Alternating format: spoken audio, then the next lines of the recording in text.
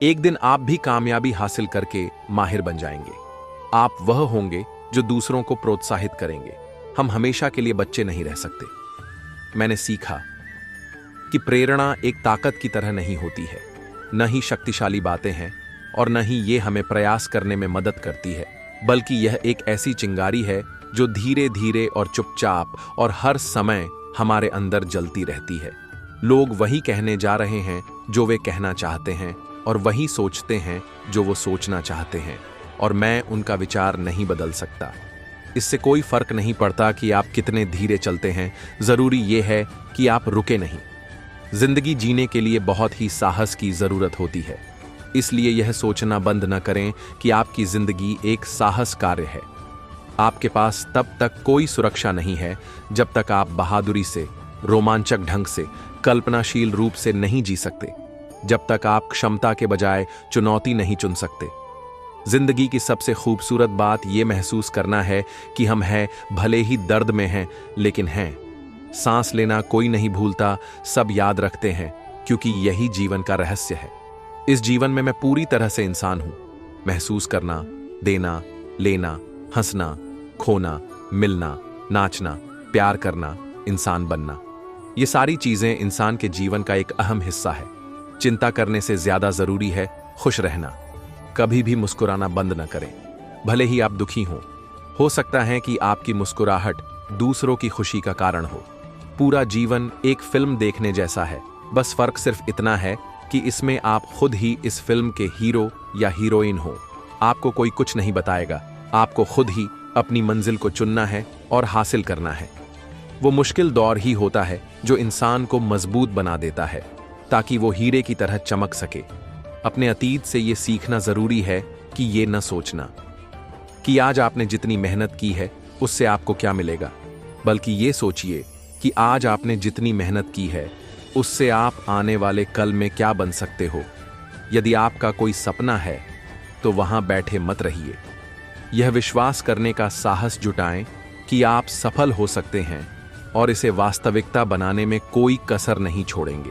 जब चीजें आपके हिसाब से नहीं होती हैं तो याद रखें कि हर चुनौती, हर मुसीबत में अवसर और विकास के बीज आपके लिए एक मौका होता है। जब हम एक जगह छोड़ते हैं तो हम अपने जीवन की कुछ यादें पीछे छोड़ देते हैं। हम चले जाते हैं, भले ही मन वहीं रहता है, और हम में ऐसी यादें होती हैं जिन्हें हम वहां वापस जाकर ही दोबारा पा सकते हैं। प्रत्येक नया दिन आपके जीवन की डायरी का एक खाली पन्ना है। डायरी को मुमकिन सबसे अच्छी कहानी में बदलने में ही सफलता का रहस्य है। हम सभी को दो में से एक दर्द से पीड़ित होना चाहिए, अनुशासन का दर्द या पछतावे का दर्द। अंतर यह है कि अनुशासन का वजन ज्यादा होता है, जबकि अफसोस का वजन बहुत ज्यादा होता है। मैं खुद से यह वादा करती हूं कि मैं अपने दुख से ज्यादा मजबूत रहूंगी। खुद को इतना बेहतर बनाओ कि दुनिया आपकी तरह बनने की चाह रखे। सबसे बुरे दिनों का भी अंत होता है और सबसे अच्छे दिनों की शुरुआत भी जरूर होती ही है। कुछ करना है तो शुरू करो, तुम जारी रखोगे। क्यों? क्योंकि प्रेरणा की वजह से हम काम को आसान नहीं बना सकते। काम को पूरा करने में प्रेरणा की वजह से हमारी मदद होती है। व्यापार में मुकाबला करने से ही आप खुद में और अपने व्यापार में सुधार ला सकते हैं। इसके बिना हम खुद को प्रेरित नहीं कर सकते। अजीब बात है कि एक ईमानदार इंसान की राय के इतने भूखे लोग उस इंसान की ईमानदारी से इतनी जल्दी नाराज कैसे हो जाते हैं। यदि आप अच्छे इंसान के मुंह से बुरा सुनना चाहते हैं तो मत पूछिए। विकास तब तक नहीं हो सकता जब तक हम जो जानते हैं उससे आगे नहीं बढ़ पाते। अपने आप को पॉजिटिव लोगों में रखने का मूल्य यह नहीं है कि आपको उनसे क्या मिलेगा, बल्कि यह है कि आप उनकी वजह से कितने अच्छे इंसान बन जाओगे। बड़े सपने देखो, निडर सपने देखो और हद से ज्यादा सपने देखो। इसकी कल्पना करें, विश्वास करें और अपने सपनों के लिए एक्शन लें। किसी को भी ये अनुमति ना दे कि वो आपको किसी भी चीज के लिए रोकने या किसी भी चीज के लिए आपको परेशान करे। चुनौतियां आपको मजबूत करने के लिए आती हैं। नहीं, यह आसान नहीं है, लेकिन इसके लायक बनना जरूरी है। एक प्रेरणा बनने का अर्थ है अपने आप को एक ऊंचे दर्जे पर रखने के लिए हर दिन एक कठिन फैसला लेना। आप जो दूसरों में देखना चाहते हैं वही बन जाइए। वर्क लाइफ बैलेंस करने के लिए टाइम मैनेजमेंट का होना जरूरी है। जीवन ने मुझे सिखाया है कि पैसा जरूरी है, लेकिन यह सब कुछ नहीं है।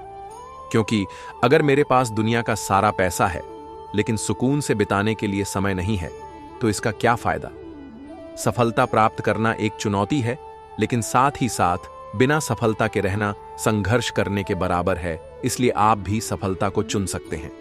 अपने बारे में सब कुछ स्वीकार करना सीखें, यहां तक कि अपने आप का वह हिस्सा भी जो अपने बारे में सब कुछ स्वीकार करने के लिए संघर्ष करता है। भले ही फेल हो जाए, लेकिन रुकता नहीं। आपके अंदर आपकी दुनिया को बदलने की ताकत है। मैं अपनी परेशानियों के लिए बहुत आभारी हूं। जब मैं पीछे मुड़कर अपने जीवन को देखता हूं, तो मुझे एहसास होता है कि मेरी सबसे बड़ी जीत मेरी सबसे बड़ी परेशानियों से पैदा हुई थी। हर जंग लड़ने लायक नहीं होती और हर जीत जश्न मनाने लायक नहीं होती, क्योंकि हर असहमत इंसान को दुश्मन नहीं बनाना चाहिए। अपने सपने को सच करने के लिए आपको मेहनत करने की जरूरत नहीं है। अपने सपने पर काम करने वाले हर घंटे को जितना संभव हो उतने अच्छे से अपना टारगेट पूरा करने के लिए आपको मेहनत करने की जरूरत है। कभी भी ज्यादा महसूस न करें कि आपको लगता है कि आपको अपनी जिंदगी में कभी भी लोगों की मेहनत की जरूरत नहीं होगी। आप परेशान होंगे और जिंदगी आपके लिए मुश्किल होगी।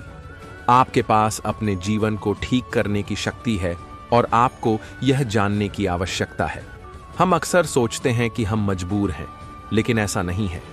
हमारे पास हमेशा हमारे दिमाग की शक्ति होती है। दावा करें और अपनी शक्ति का सावधानी से उपयोग करें।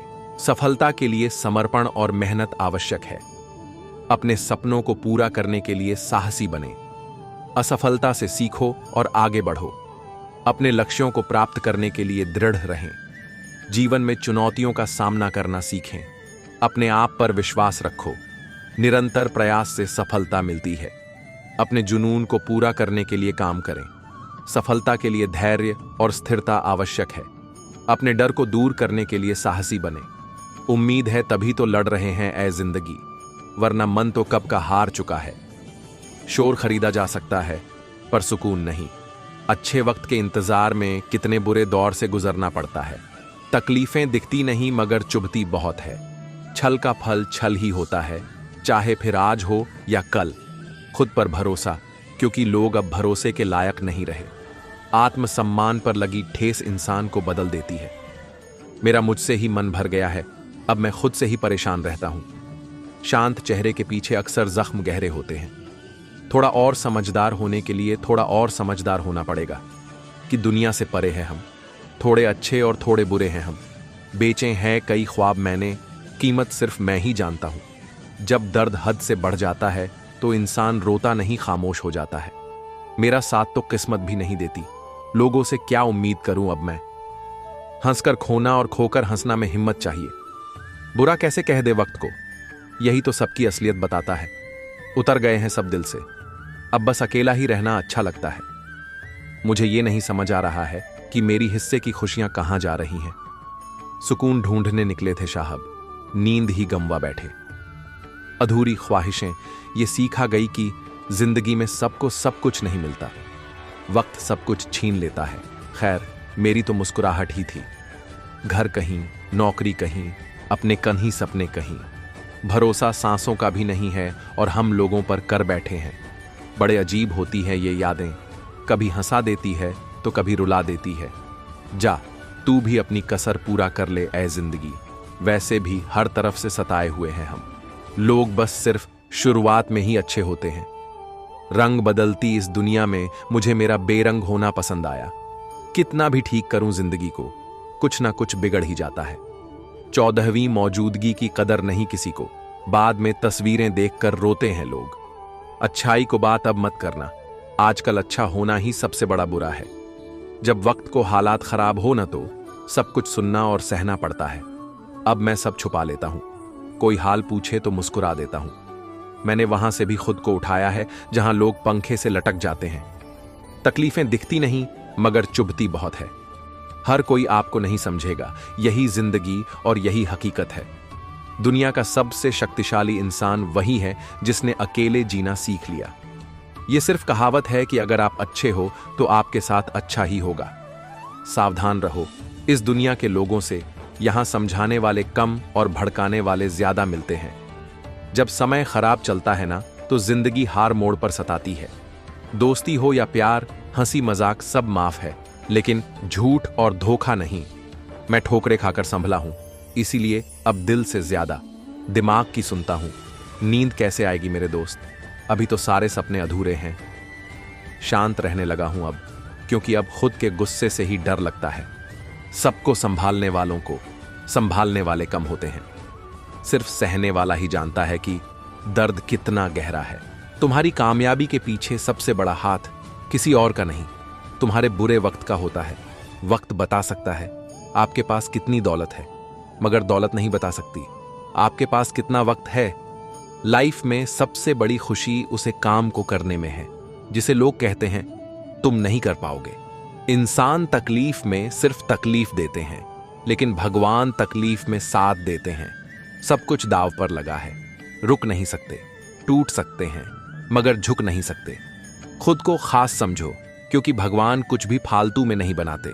रिश्तों की भी अपनी उम्र होती है, कुछ मरने तक चलते हैं, कुछ जीते जी मर जाते हैं। मेरा लक्ष्य मेरी किस्मत पर निर्भर करता है, पर मेरा रास्ता मेरी हिम्मत पर निर्भर करता है।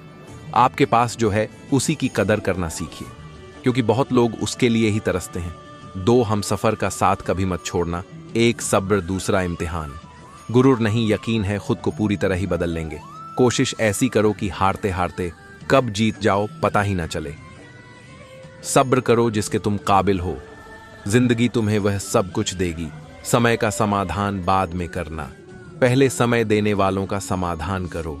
खुद से बना रहे हैं, इसीलिए थोड़ा वक्त लग रहा है। हमें जिंदगी बनी बनाई नहीं मिली है, यही जुनून यही ख्वाब एक मेरा है। वहां चिराग जला दो जहां अंधेरा गहरा है। पानी कितना भी गहरा हो, तू दरिया पर नजर रख। किनारा मिले ना मिले तो तैरने का हुनर रख। मेरी मेहनत का पसीना है मेरे माथे पर। मुझे मत कहना अपने बाप की दी हुई दौलत उड़ाता है। मुश्किल और भी बढ़ा दीजिए, मैं फिर भी आगे बढ़ता रहूंगा।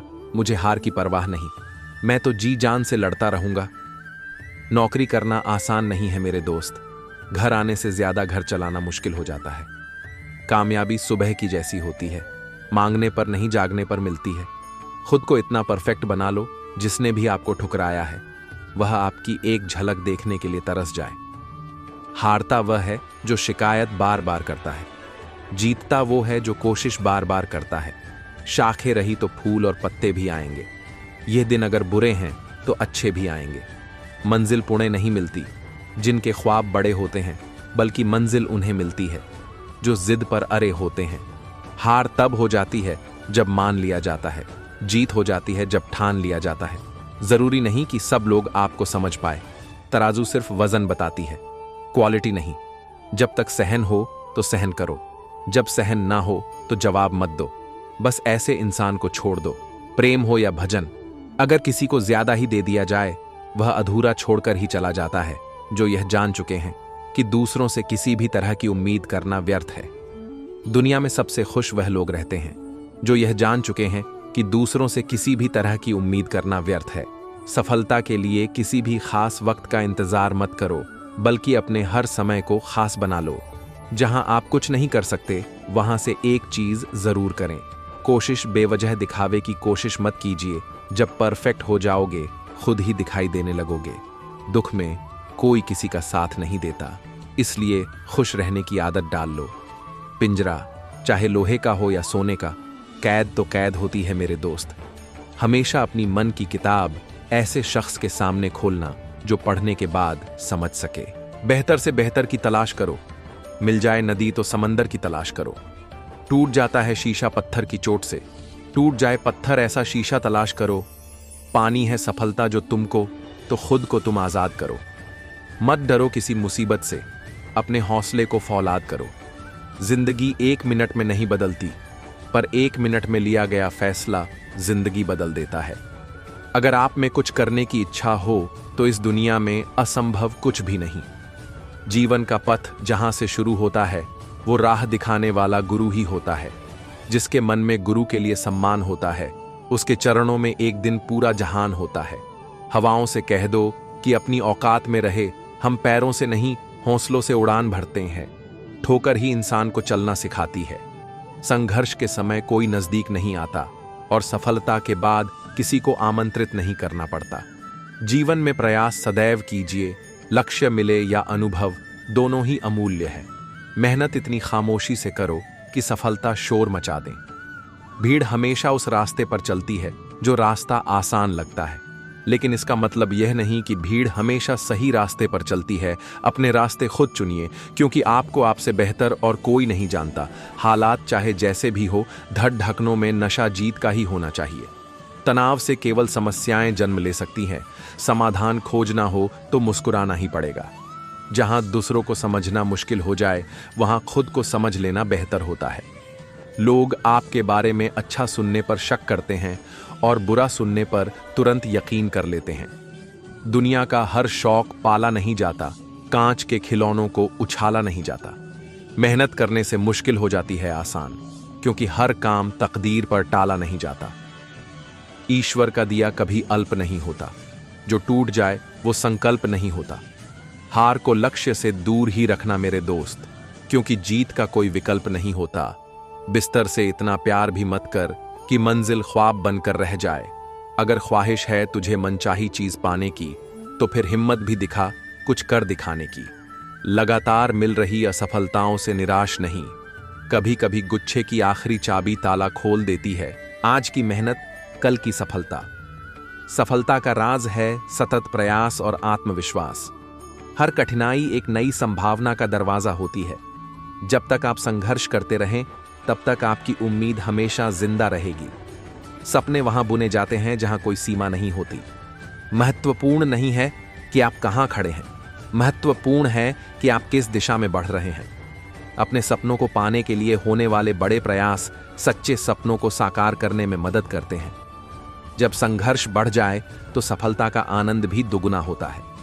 हर कोई अपने मंजिल को पाने के लिए मेहनत करता है, लेकिन वहीं सफल होते हैं जो अपने सपनों की पूर्ति में विश्वास रखते हैं। अपने लक्ष्य के प्रति पूरी आस्था और समर्पण रखें। अपने अध्ययन के लिए समय का उपयोग करें, क्योंकि आज का प्रयास कल की सफलता का आधार होता है। अपने काम में पूरा मन, अपने सपनों में पूरी जिद के साथ काम करें। समय का सबसे बड़ा चोर निर्धारित नहीं होता, इसलिए हमेशा समय का महत्व समझें और उसका उपयोग सही तरीके से करें। विफलता का मतलब नहीं होता कि आप नाकाम हैं, बल्कि केवल यह कि आपको और प्रयास करने की जरूरत है। आपका सपना आपकी दिशा निर्देशित करता है, आपका मेहनत आपके सपने को साकार करता है। विजय प्राप्ति का एकमात्र रास्ता है प्रयत्न और संघर्ष। आपका काम आपका परिचय बनाता है, न कि आपकी सफलता। संघर्ष की चुनौती वो स्थिति है जो हमें सबसे अधिक सिखाती है। जीवन में उच्चता का मार्ग वह होता है जो सबसे अधिक चुनौतियों से भरा होता है। सफलता उसे मिलती है जो अपने मेहनत की पूरी मानवीयता देता है। जीत वही होती है जो संघर्ष के माध्यम से गुजरता है और फिर भी आगे बढ़ता है।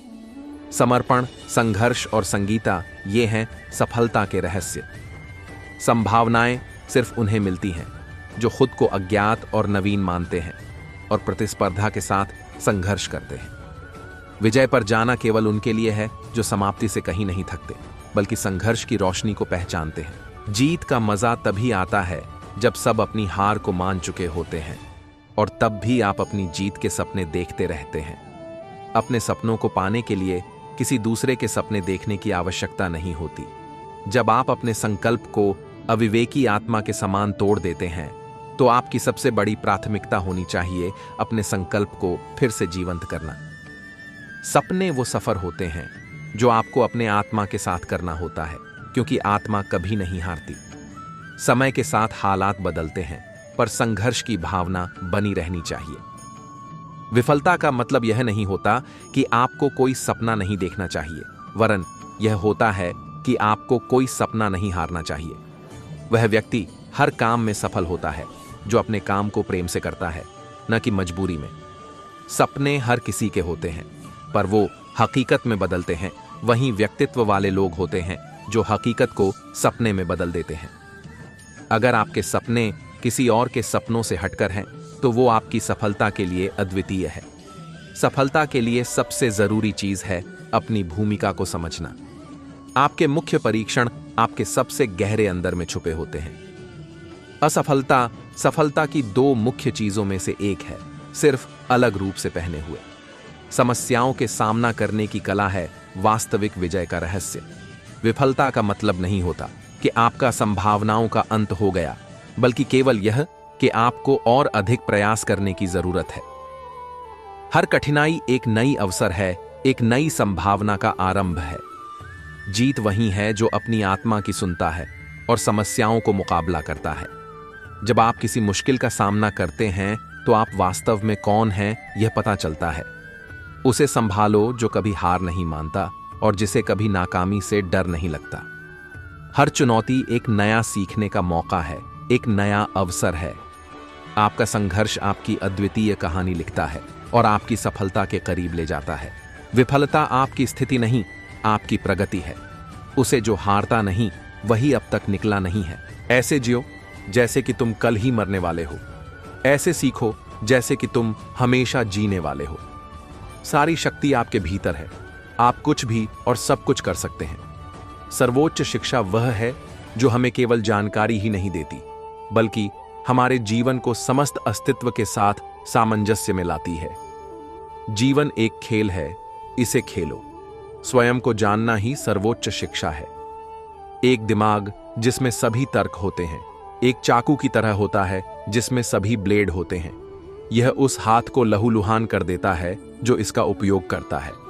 केवल तर्क करने वाला दिमाग एक चाकू की तरह है जिसमें केवल धार होती है।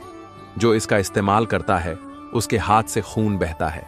हार मत मानो, क्योंकि सफलता बस एक और कोशिश के बाद हो सकती है। अगर तुम सूरज की तरह चमकना चाहते हो तो पहले सूरज की तरह जलना सीखो। दुनिया आपको तब तक नहीं हरा सकती जब तक आप खुद हार मानने का फैसला नहीं करते।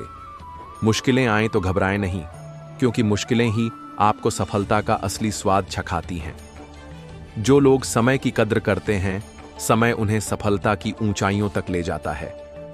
सपनों को साकार करने के लिए सबसे महत्वपूर्ण चीज है कड़ी मेहनत और धैर्य। सफलता पाने के लिए रास्ते पर कदम रखना जरूरी है, सोचने से कुछ नहीं होगा।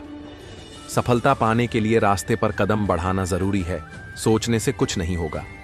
महान कार्य करने का एकमात्र तरीका यह है कि आप जो करते हैं उससे प्यार करें। आप जो हो सकते थे वह बनने में कभी देर नहीं होती। आप जो हो सकते थे उसके लिए कभी देर नहीं होती। सफलता अंतिम नहीं है, विफलता घातक नहीं है, जारी रखने का साहस ही मायने रखता है। जीतना अंतिम नहीं है, हार घातक नहीं है, इसे जारी रखना ही बहादुरी है। हर कठिनाई के बीच में अवसर छिपा होता है। अपने भविष्य की भविष्यवाणी करने का सबसे अच्छा तरीका इसे बनाना है। वहां मत जाओ जहां रास्ता ले जाए, वहां जाओ जहां कोई रास्ता नहीं है और एक निशान छोड़ दो। जीवन तब घटित होता है जब आप अन्य योजनाएं बनाने में व्यस्त होते हैं। सफलता यह नहीं है कि आप कितनी ऊंचाई पर चढ़ गए, बल्कि यह है कि आप दुनिया में सकारात्मक बदलाव कैसे लाते हैं। जीत यह नहीं है कि आप कितनी ऊंचाई पर चढ़े हैं, बल्कि यह है कि आप दुनिया में कितना सकारात्मक बदलाव लाते हैं। एकमात्र असंभव यात्रा वह है जिसे आप कभी शुरू नहीं करते। सभी समस्याएं तब छोटी हो जाती हैं जब आप उनसे बचने के बजाय उनका सामना करते हैं। हम अपनी समस्याओं को उसी सोच से हल नहीं कर सकते जो हमने उन्हें बनाते समय अपनाई थी। बिना घर्षण के रत्न को चमकाया नहीं जा सकता, न ही परीक्षण के बिना मनुष्य को पूर्ण बनाया जा सकता है। मणि को बिना घर्षण के चमकाया नहीं जा सकता, न ही मनुष्य को बिना परीक्षण के परिपूर्ण बनाया जा सकता है। छात्रों के लिए हिंदी में प्रेरक उद्धरण: हर प्रतिकूलता, हर विफलता, हर दिल का दर्द अपने साथ एक समान या अधिक लाभ का बीज लेकर आता है। अपने घावों को ज्ञान में बदलो। जीवन में कठिनाइयों का उद्देश्य हमें बेहतर बनाना है, कड़वाहट पैदा करना नहीं। राम और श्याम दोनों गहरे मित्र थे। उनकी इस सच्ची दोस्ती के सभी कायल थे। बचपन से दोनों एक साथ पढ़े लिखे थे। दोनों एक ही गांव में रहते थे। राम, जिसके पिता व्यापारी थे, उनके पास खूब पैसा था, इसलिए राम धन दौलत से अमीर था, जबकि श्याम, जिसके पेरेंट्स एक गरीब किसान थे। दिन रात श्याम के माता पिता अपने खेतों में मेहनत करते थे, जिसके कारण उनका गुजारा हो पाता था। वे किसी तरह भी अपने बेटे श्याम को पढ़ा लिखा रहे थे। वे अपने मेहनत पर विश्वास करते थे। श्याम का दोस्त राम भी बहुत ही मेहनती था। उसे तनिक भी अपने पैसों का घमंड नहीं था, जिसके चलते राम और श्याम की आपस में खूब बनती थी। श्याम गरीब होने के बावजूद भी राम की हर तरह से हेल्प किया करता था और राम भी जरूरत पर डीडीडीएचने पर श्याम की मदद किया करता था। एक बार की बात है, राम और श्याम के स्कूल में एग्जाम चल रहा था।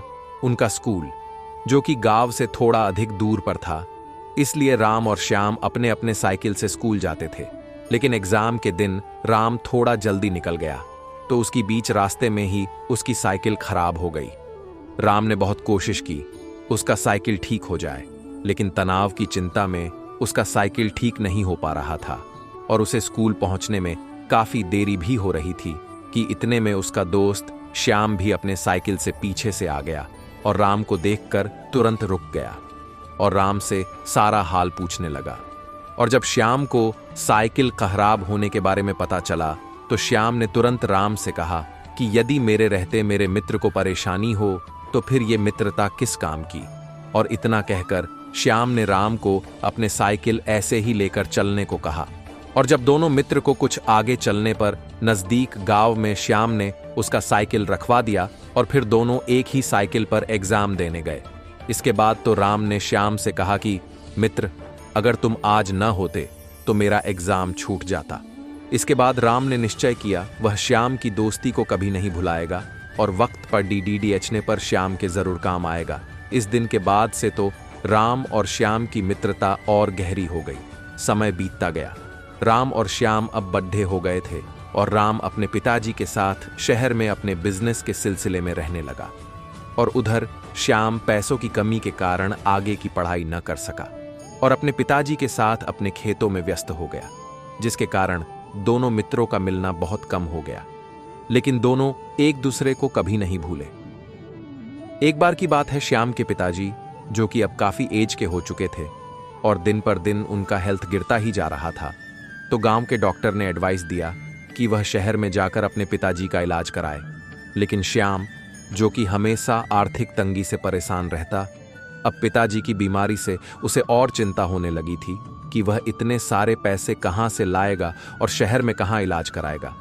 लेकिन पिताजी के गिरते स्वास्थ्य को देखकर उसे अपने पिताजी को लेकर शहर में जाना ही पड़ेगा।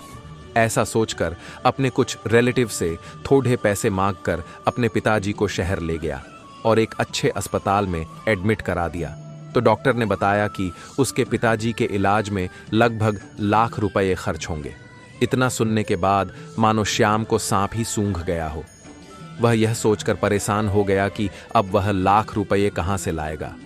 अब तो श्याम को कोई भी उपाय नहीं सूझ रहा था कि क्या करे।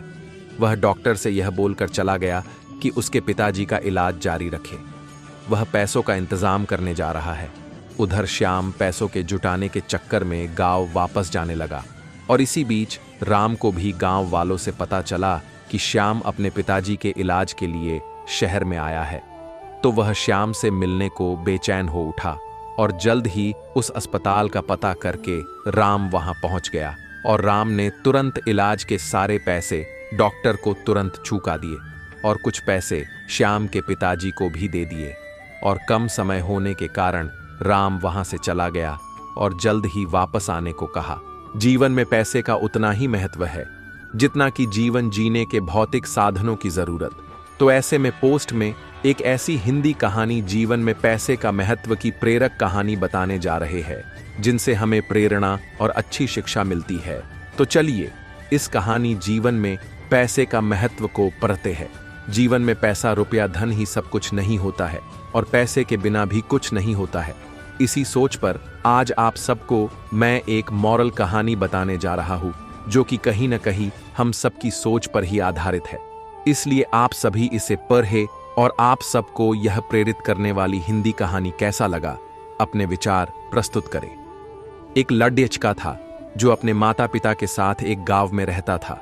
वह लड्डेचका पढ़ने लिखने में तेज था, लेकिन उसके दोस्तों की सोच थी कि यदि वे पढ़ लिख कर कोई नौकरी प्राप्त कर ले तो उनका जीवन सुखमय हो जाएगा और इस दुनिया की कोई भी वे सुख अपने धन दौलत से खरीद सकते हैं। लेकिन वह लड्डेचका अक्सर उनके बातों से सहमत नहीं होता था और जिसके कारण उसके मन में अनेक विचार आते रहते थे। एक दिन की बात है, वह इसी बात का जिक्र उसने अपने पिताजी से किया और कहा कि पिताजी, क्या अगर हमारे पास ढेर सारा धन हो जाए तो क्या हम दुनिया के सबसे खुशी इंसान हो सकते हैं? तो ये बात सुनकर उस लड एचके के पिताजी ने कहा कि ठीक है, शाम को जब मैं अपने काम से वापस लौट कर आऊंगा तो इसके बारे में हम बात करते हैं। और फिर शाम को उस लड डीएचके के पिताजी ने अपने बगीचे के लिए आम का एक नन्हा सा पौधा लाए और फिर अपने बेटे के साथ अपने बगीचे में उसे लगाने जाते हैं। फिर अपने बेटे के साथ मिलकर उस आम के पौधे को जमीन में लगा देते हैं। तो इसके बाद उस लड एचके के पिताजी कहते हैं कि देखो बेटा, तुमने आज सुबह पूछा था कि क्या धन से ही सारे सुख प्राप्त किया जा सकता है, तो इस आम के पेडज को देखो और सोचो कि क्या हमने इसे बेकार में ही लगा दिया है, क्योंकि इस पौधे को पेडीडीडीएच बनने में काफी समय लगेगा और फिर इस पर फल आने में भी वक्त लगेगा और हो सकता है कि इसके फल हमें खाने को मिले या ना मिले। इससे हम सभी यही सोचते हैं कि यह समय की बर्बादी है। तो ठीक है, तुम जरा सोचो, अगर सब लोग यही सोचने लगे कि भला हम क्यों पेड़ लगाए, अगर हमें फल खाना ही है तो हम अपने पैसों से बाजार से फल खरीद कर कहाँ सकते हैं, जो कि बिना समय गवाए तुरंत मिल जाता है। तो सोचो, जब सबका यही सोच होगा कि धन से सब कुछ खरीदा जा सकता है, ऐसे में कोई भी इन पेड़ों को नहीं लगाएगा। तो एक दिन ऐसा भी आएगा कि इस धरती पर सबके पास तो खूब धन दौलत तो सकता है, लेकिन जब फल देने वाले पेड़स पौधे नहीं होंगे तो सोचो भला इन पैसों का क्या मोल। जब इनसे खाने के लिए भोजन और फल आदि न मिले तो सबसे पहले हम सभी को अपनी सोच बदलनी चाहिए, तभी इन पैसों का कीमत हो सकता है। अपने पिता से यह सब बातें सुनकर उस लड्डेचके को समझ में आ गया था कि हम सब तो यही सोचते हैं कि चलो अगर सब ढेर सारा धन कमा भी ले तो धन का कोई मोल नहीं होता जब तक इस धन की कोई कीमत ही ना हो। दोस्तों, इस कहानी से हमें यही शिक्षा मिलती है कि इस संसार में प्रकृति का एक संतुलन है। हर चीज में प्रकृति अपना संतुलन बनाकर चलती है, जैसे रात के बाद दिन, गर्मी के बाद ठंडी, धूप छाव, पेड़ डच पौधे, नदियां तालाब, जीव जंतु, नदियां पहाड़ा, हर चीज में एक संतुलन है। लेकिन इंसान आज के समय में सिर्फ पैसे के मोल पर वो हर चीज पाना चाहता है, चाहे वो मनमाने तरीके से ही क्यों ना हो। दोस्तों सोचो, इस धरती के इंसान यही सोचने लगे तो कोई भी किसान खेतों में अन्न नहीं पैदा करना चाहेगा। सब बस पैसों कमाने के पीछे ही लग जाए तो ये दुनिया पूरी तरह नोटों से भर जाएगी। लेकिन अन्न के अभाव में इन नोट रद्दी कागज के समान ही होंगे। इसीलिए इंसान की जरूरत ये कागज के नोट या धन नहीं, इंसान की जरूरत तो सिर्फ रोटी, कपड़ा और मकान है। और जो इंसान अपनी इन मूलभूत जरूरतों को पूरा कर लेता है, वही इंसान आज के समय में सबसे ज्यादा खुश होता है। क्योंकि अक्सर यह कहा जाता भी है, हम पैसों से सुख सुविधा तो खरीद सकते हैं, लेकिन इन पैसों से मन की शांति कभी नहीं खरीद सकते हैं। सोचिए, जब प्राचीन काल में धन नहीं थे तो क्या लोग सुखी नहीं थे? एक बूढ़ा आदमी जो कि अपने बेटे से दूर गांव में रहता था, जबकि उस बूढ़े का बेटा, बहू और पोता दूर शहर में रहते थे। समय जैसे जैसे बीतता जा रहा था, उस बूढ़े आदमी दिन प्रतिदिन कमजोर होता जा रहा था। सो उसने अब अपने बेटे के पास रहने के लिए शहर चला गया। शहर में उसके बेटे का एक बड़ा घर था, जिसमें उसका परिवार खुशहाल से जीवन व्यतीत कर रहा था। उस बूढ़े आदमी के आ जाने से उस परिवार में कुल 4 सदस्य हो गए थे। दिन भर बीतने के बाद बहू, बेटा और पोता के साथ वह बूढ़ा आदमी खाने के लिए टेबल पर बैठे। खाने के टेबल पर सब शीशे के बर्तन और चम्मच थे। बहू ने सबको खाना लगा दिया। अब सब खाने लगे, लेकिन वह बूढ़ा कमजोर आदमी जो कि चम्मच से खाना भी नहीं उठा पा रहा, और जब चम्मच से खाना उठाने की कोशिश कर रहा था, शीशे के बर्तन गिरकर फर्श पर चकनाचूर हो गया। यह सब देखकर बहू बहुत ही नाराज हो गई और कहने लगी कि आपसे तो खाना भी नहीं उठता है, ऐसे में कभी ये टेबल भी गिरा सकते हैं जो कि इतना महंगा और कीमती है। कल से आपका टेबल कोने में लगा देते हैं और जिससे आप आसानी से खाना खा सकते हैं। फिर अगले दिन बेटा और बहू ने मिलकर अपने बूढ़े पिता के लिए खाने के लिए लकड़ी की टेबल लाए और उसे कोने में लगा दिया, और फिर सबको खाना रोज की तरह निकाला गया। घर के सभी सदस्य बड्ढे टेबल पर आराम से खाना खा रहे थे, जबकि समय का मारा वह बूढ़ा आदमी लकड़ी के बर्तन में दिए खाने को चुपचाप अपने बहू बेटे को देखकर खा रहा था, लेकिन चाहकर भी उन लोगों को कुछ नहीं बोल पा रहा था। मन ही मन उसकी आंखों से आंसू निकल रहे थे। यह सब देखकर उस बूढ़े आदमी के पोते को मन ही मन कुछ सोचने लगा था। फिर अगले दिन शाम को उसका पोता गार्डन में खेलने चला गया और फिर वहां लकड़ियों को इकट्ठा करके एक जगह बैठ गया और उन लकड़ियों से कुछ बनाने लगा था। इतने में उस लड्डेचके के माता पिता ढूंढते हुए बगीचे में आए और अपने बेटे को देखा तो उसकी माँ बोली, बेटा ये क्या कर रहा है? तो वह लड्डीहक्का बोला, माँ जब आप लोग बूढ़े हो जाएंगे तो आप लोगों को भी खाने के लिए कोने में लकड़ी की कुर्सी की जरूरत पड़ेगी, सो मैं अभी से आप लोगों के लिए कुर्सी और टेबल बना रहा हूं। अपने बेटे की बात सुनकर उस लड्डीएचके के माँ बाप अवाक रह गए। उनके मुंह से कोई शब्द नहीं निकल रहा था। अभी वे समझ गए थे जो हाल इस समय उनके उस बूढ़े बाप का है। एक दिन वे भी समय के साथ ऐसे हो जाएंगे तो फिर उनके साथ भी यही होगा।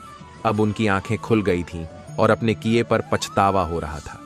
वे तुरंत अपने उस बूढ़े बाप के पास आए और वे दोनों ने माफी मांग लिया और फिर कोने से कुर्सी को भी हटा दिया और दोनों ने मिलकर अपने अपने हाथों से अपने बूढ़े बाप को खाना खिलाने लगे थे। इस धरती पर जिसने भी जन्म लिया है उसे समय के साथ एक दिन बूढ़ा भी होना है, लेकिन अक्सर हम समय के साथ माँ बाप को भूल जा रहे हैं। जरा सोचिए, जब हम पैदा हुए थे तो क्या इतने सक्षम थे? क्या कि अपना सारा काम खुद से करते थे, खुद से खाना खाते थे? नहीं ना। लेकिन एक माँ बाप बिना किसी स्वार्थ के अपने बच्चों को अपने से भी ज्यादा ख्याल रखते हैं, उन्हें पाल पोस कर बड्ढा करते हैं और फिर यही सोचते हैं उनका बेटा उनके बुढ़ापे की लाठी बनेगा, उनका सहारा बनेगा। लेकिन चंद खुशियों और पैसों के लिए आज के जमाने में लोग अपने बूढ़े माँ बाप को यूं ही भुला दे रहे हैं। जरा सोचिए वे आपसे क्या चाहते हैं। कुछ समय उनके साथ भी गुजारिए, उनके कार्यों में थोड़ा मदद कर दें, बस यही चाहते हैं। लेकिन आज के समय में अब हम सब इतना भी नहीं कर पा रहे हैं क्योंकि हम सब भूल जाते हैं। हम जैसा करेंगे एक दिन वैसा हमारे साथ भी वक्त करेगा। हमें इस कहानी से यही शिक्षा मिलती है कि हम जैसा करेंगे वैसा एक दिन वक्त भी हमारे साथ करेगा। सो इस दुनिया में माँ बाप की सेवा से बढ़कर कोई सेवा नहीं है। हम सबका यही फर्ज बा। बिजल और प्रिया दोनों बहुत अच्छे दोस्त हैं। वो दोनों गर्ल्स हॉस्टल में साथ ही रहते हैं। एक दिन अच्छी बारिश हो रही थी। प्रिया ने बिजल से कहा कि चलो हम बाहर बारिश में भीगने चलते हैं। बिजल ने कहा, अरे नहीं यार, तुम्हें तो पता है कि हमारी वार्डन को पता चल गया तो वो हमें बहुत डांटेगी। प्रिया ने कहा, तुम भी ना कितना डरती हो उस वार्डन से। चलो अब कुछ भी नहीं होगा, हम वापस भी आ जाएंगे और हमारी उस खड़ी डीचूस वार्डन को पता भी नहीं चलेगा। प्रिया के इतने मनाने के बाद आखिर बिजल मान ही जाती है और बारिश में भीगने के लिए बाहर वो दोनों बिना किसी को बताए ही चले जाते हैं। आप लोग ये सोच रहे होंगे कि प्रिया बिजल को इतना क्यों मना रही थी, लेकिन बात कुछ ऐसी थी कि प्रिया और रोहन दोनों ने मिलकर ये प्लान बनाया था कि आज वो दोनों बिजल और गौरव को मिलाकर ही रहेंगे। गौरव बिजल से बहुत प्यार करता था लेकिन उसे आज तक बता नहीं पाया था और बिजल भी गौरव से बहुत प्यार करती थी लेकिन उसे बता नहीं पाई थी। बिजल और प्रिया दोनों उसके हॉस्टल के पीछे जो गार्डन था उसमें बारिश का मजा ले रहे हैं। प्रिया बिजल को बता रही है कि देखो कितना मजा आ रहा है, इसलिए ही मैं तुम्हें यहां आने के लिए बोल रही थी। बिजल ने कहा, अरे अब क्यों मुझे इतना सुना रही हो, हम आ तो गए तुम्हारे साथ। वहां उस गार्डन से बॉयज हॉस्टल का भी रास्ता निकलता था। तभी प्रिया ने देखा कि रोहन गौरव को लेकर बॉयज हॉस्टल के रास्ते से आ रहा है। जब बिजल ने रोहन और गौरव को आते हुए देखा तब वो थोड़ा डर गई और प्रिया से पूछने लगी कि प्रिया, ये दोनों यहां पर क्या कर रहे हैं? बिजल ने डरते हुए प्रिया से यह भी कहा कि अगर वार्डन को पता चल गया कि हम सब यहां हैं तो आज हमारी खैर नहीं। प्रिया ने कहा, अरे कुछ नहीं होगा, तू इतना डरती क्यों है? प्रिया अब बिजल का हाथ पकड़कर उसे रोहन और गौरव से साथ ले जाती है और वहां जाकर गौरव से कहती है कि गौरव, आज तो तुम्हें अपने प्यार का इजहार करना ही होगा। ये सब देखकर बिजल प्रिया की ओर घूरने लगी क्योंकि शायद उसे ऐसा लगा था कि प्रिया ने रोहन और गौरव को बता दिया है कि वो गौरव से प्यार करती है। प्रिया ने बिजल से कहा कि अरे तुम मुझे ऐसे क्यों देख रही हो, मैंने तो किसी को कुछ भी नहीं बताया। तभी रोहन बीच में बोलता है कि बिजल, बात कुछ ऐसी है कि मेरे दोस्त गौरव को तुमसे प्यार हो गया है लेकिन वो आज तक तुमसे बोल नहीं पाया है। गौरव ये सब देखकर मुस्कुराने लगा। बिजल ने कहा, अच्छा ये बात है, जिसे प्यार हुआ है वो तो कुछ बोल नहीं रहे हैं और नीचे देखकर मुस्कुरा रहे हैं। रोहन ने गौरव को चिढ़ाते हुए कहा, कि अब भाई बोल भी दे, इतना क्या शर्माना। तभी प्रिया और बिजल दोनों हंसने लगे। गौरव बिजल को गार्डन में थोड़े दूर ले गया और वो अपने घुटनों के बल पर बैठ गया। फिर उसने बिजल से कहा कि मैं तुमसे बहुत प्यार करता हूं। मैंने जब तुम्हें पहली बार देखा था तभी से तुम्हें चाहने लगा हूं। मैं हमेशा तुम्हारे ख्यालों में खोया रहता हूं। क्या तुम भी मुझसे प्यार करती हो? बिजल ने गौरव से कहा कि मैं भी तुमसे बहुत प्यार करती हूं, लेकिन कभी भी तुम्हें बता नहीं पाई। ये सब देखकर प्रिया और रोहन बहुत ज्यादा खुश हो गए। वो दोनों बिजल और गौरव को मिलाकर बहुत खुश हो गए थे। उन दोनों का प्लान कामयाब हो गया था। तभी रोहन की नजर टेरेस की ओर गई और वहां पर उसे कोई लड्डी अचकी दिख रही थी। उसने प्रिया से कहा, देखो वहां टेरेस पर कोई लड्डी अचकी खड़ी है। प्रिया ने देखा वहां पर सच में कोई लड्डी अचकी खड़ी थी और शायद वो लड्डी अचकी आत्महत्या करने जा रही थी। प्रिया फटाफट टेरेस की ओर जाने लगी और उसे देखकर रोहन भी उसके पीछे भागने लगा।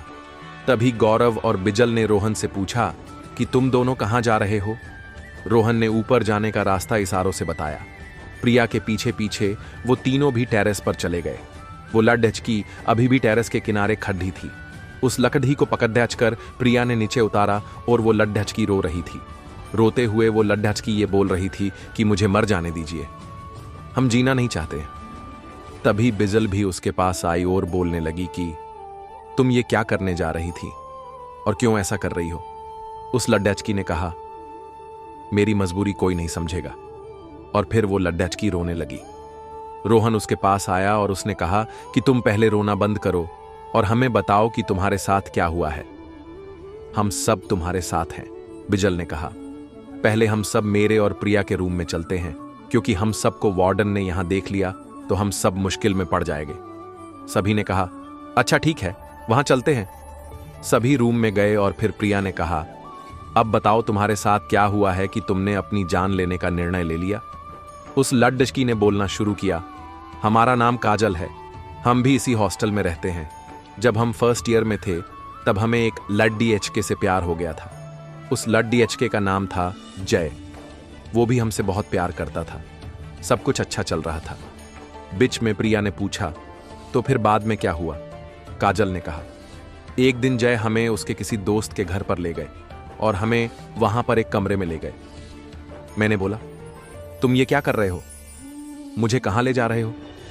उसने मुझसे कहा कि तुमको मुझ पर भरोसा नहीं है। मैंने कहा, हाँ। एक रेलवे स्टेशन पर एक रात की गहरी अंधकार में विभिन्न ऑटो ड्राइवर खड़े थे। आवागमन के साथ ही ये ड्राइवर यात्रीगण को उनके गंतव्यों की ओर ले जाने का काम कर रहे थे। जैसे जैसे रात बढ़ी, ज्यादातर ड्राइवर अपने घरों की तरफ रवाना हो गए, जिसके परिणाम स्वरूप घाट स्टेशन पर सिर्फ थोड़ी भीड़ बची। इसी दौरान एक ऑटो ड्राइवर विजय ने भी अपनी आवागमन की तैयारी की। वह भी ड्राइव करके घर जा रहा था, लेकिन फिर उसे याद आया कि एक पैसेंजर ट्रेन की आवागमन का समय है। इसके बाद विजय और कुछ और ऑटो चालक ट्रेन की प्रतीक्षा में रुक गए। जब रात बढ़ती चली गई तो बादलों ने आसमान को काले चादर से ढक दिया, जिससे चांद की किरणें समाप्त हो गईं। अचानक ही बादल गरजने लगे और बिजलियां चमकने लगीं, जिसके चलते आवागमन बिल्कुल अंधकार में हो गया। यथाशीघ्र पैसेंजर ट्रेन स्टेशन पर आई। ड्राइवर विजय का ध्यान ट्रेन से उतरते हुए एक युवती की ओर गया। उसके कंधे पर एक बैग और हाथ में एक सूटकेस था। युवती सीधे विजय के पास आई और बोली, मुझे सीतापुर जाना है।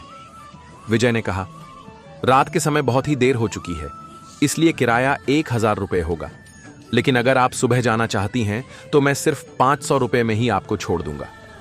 युवती ने जवाब दिया, मुझे अभी जाना है। युवती ने कहा, मैं आपको अभी 500 रुपये देती हूं, क्योंकि मेरे पास अभी सिर्फ 500 रुपये ही हैं। मैं आपको घर पहुंचकर बाकी के पैसे दे दूंगी। विजय ने उसके प्रस्ताव को स्वीकार किया और बोला, मैडम आप ऑटो में बैठिए। कुछ ही देर में विजय ने युवती को उसके गंतव्य के पते पर पहुंचा दिया। युवती ऑटो से उतरते ही जल्दी से अपने घर की ओर चली गई और विजय से कहा कि मैं आपको बाकी के 500 रुपये देने आती हूं। विजय करीब आधे घंटे जितना इंतजार करता रहा, किंतु वो युवती विजय को पैसे देने के लिए नहीं आई। अब विजय ने सोचा कि मुझे देर हो रही है, क्यों ना मैं उस युवती के घर पे जाकर पैसे ले लूं। वो उसके घर चला गया। घर का दरवाजा एक बुढ़िया ने खोला। विजय ने उससे कहा कि एक मैडम यहां ऑटो से आई थी, उन्हें मुझे मेरे 500 रुपए देने हैं, वो अब तक पैसे लेकर बाहर नहीं आई। बुढ़िया ने हैरानी से पूछा, कौन मैडम? यहां तो मैं और मेरे पति के अलावा और कोई नहीं रहता है। हाँ, मेरी बेटी पहले रहती थी, लेकिन वो 3 सालों से यहां नहीं रह रही है। विजय बोलने लगा, क्यों, अब वो कहां रहती है? मैंने शायद आपकी ही बेटी को यहां तक छोड़ा है, आप एक बार अच्छे से देखिए। बातों ही बातों में विजय की नजर सामने दीवार पर गई। वहां उसी लड़की की तस्वीर लगी सेल्फ थी, जिसे वो ऑटो में बैठा कर लाया था। विजय ने बुढ़िया से पूछा, वो दीवार पर जिसकी तस्वीर लगी है वो आपकी बेटी है?